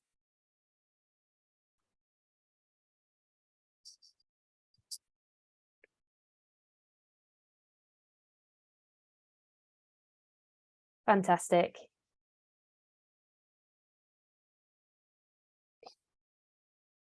Alrighty, so nearly all of you have gone for E, which is Gilbert's or Gilbert syndrome.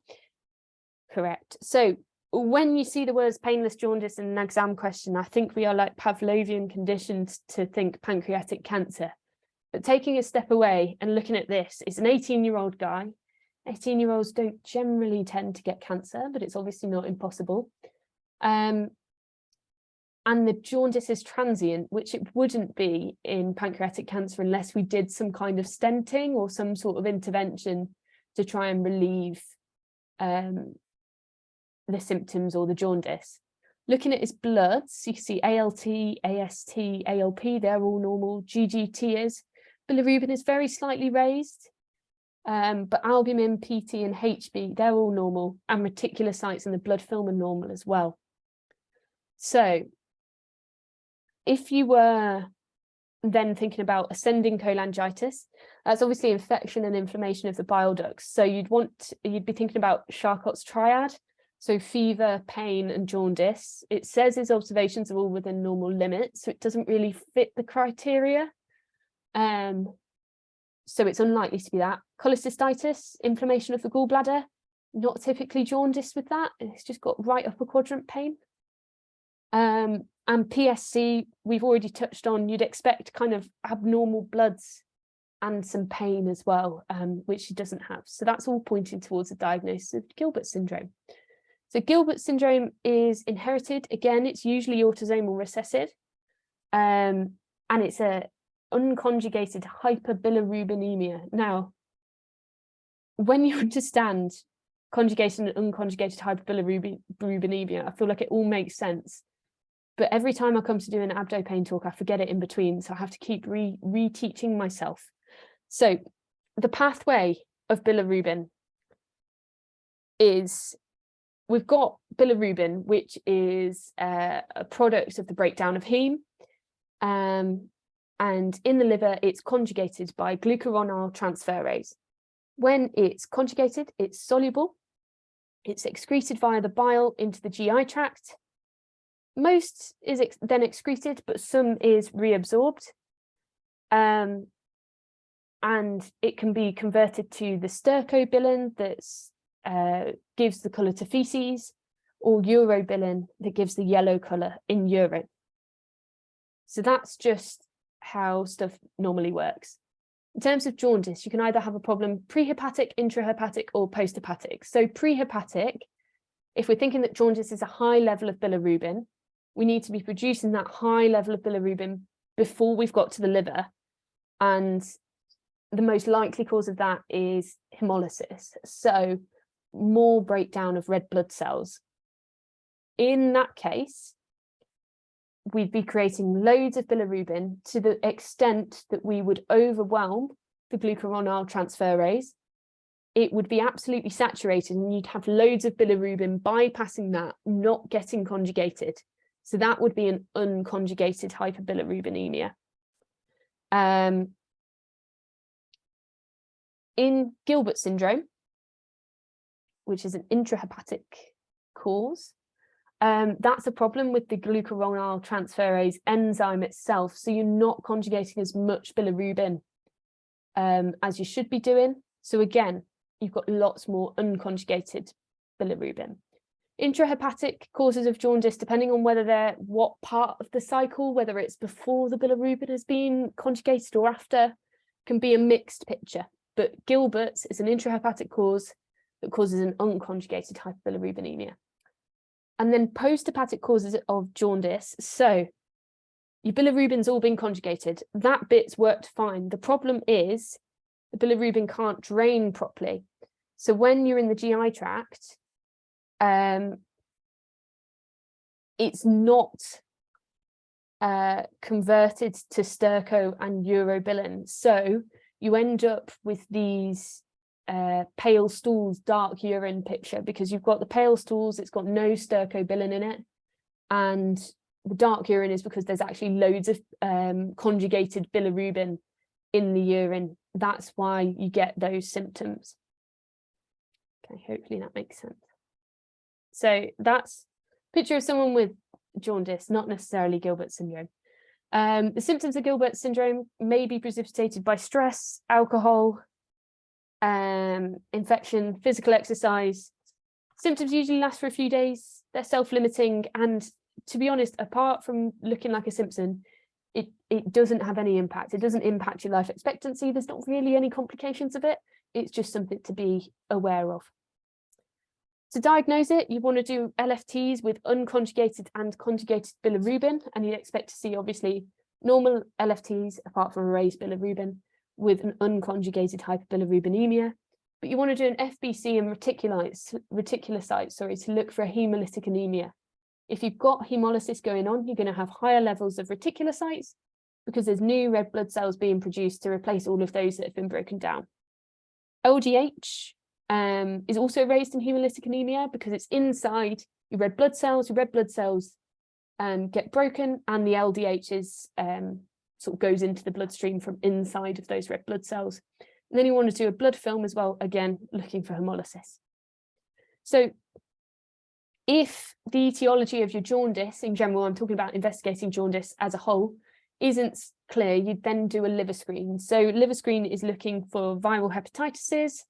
You do ferritin and iron studies, obviously to look for hemochromatosis, coagulation studies to see if the synthetic function of the liver is working correctly, alpha-1 antitrypsin, because mutations in alpha-1 antitrypsin, deficiency in alpha-1 antitrypsin can cause liver disease, and then your antibodies that we talked about earlier, again, to screen for either PSC, PBC, autoimmune hepatitis.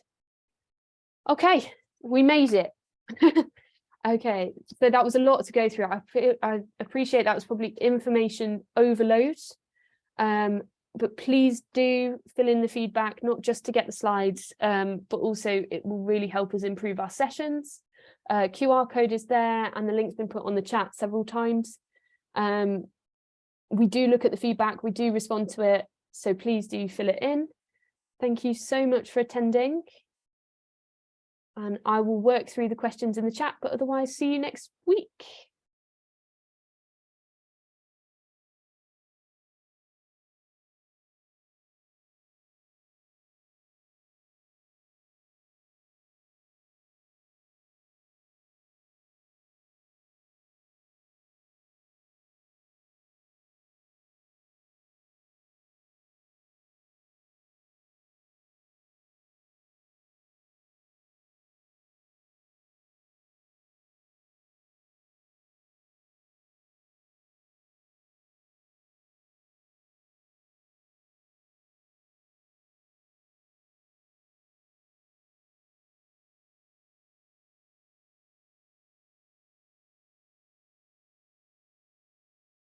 sorry, I was muted. Someone's just asked about LFT pictures. So typically,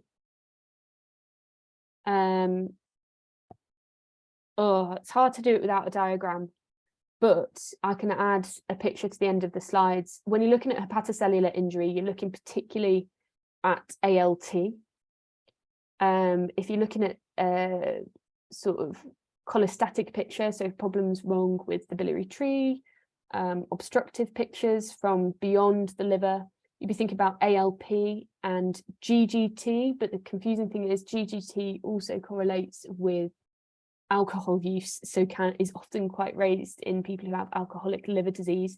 But what you're looking at is a proportionate rise, so not the actual figures themselves, not whether, you know, one is 20 above and one is 40 above. You're looking at whether one is 1.5 times its upper normal limit, and whether one is 3 times the upper normal limit, if that makes sense, rather than the specific numbers themselves. So, and it's about sort of the ratio. So if ALT is comparatively higher, it's hepatocellular. If ALP and GGT are comparatively higher, it's more of an obstructive cholestatic picture. Hope that makes sense.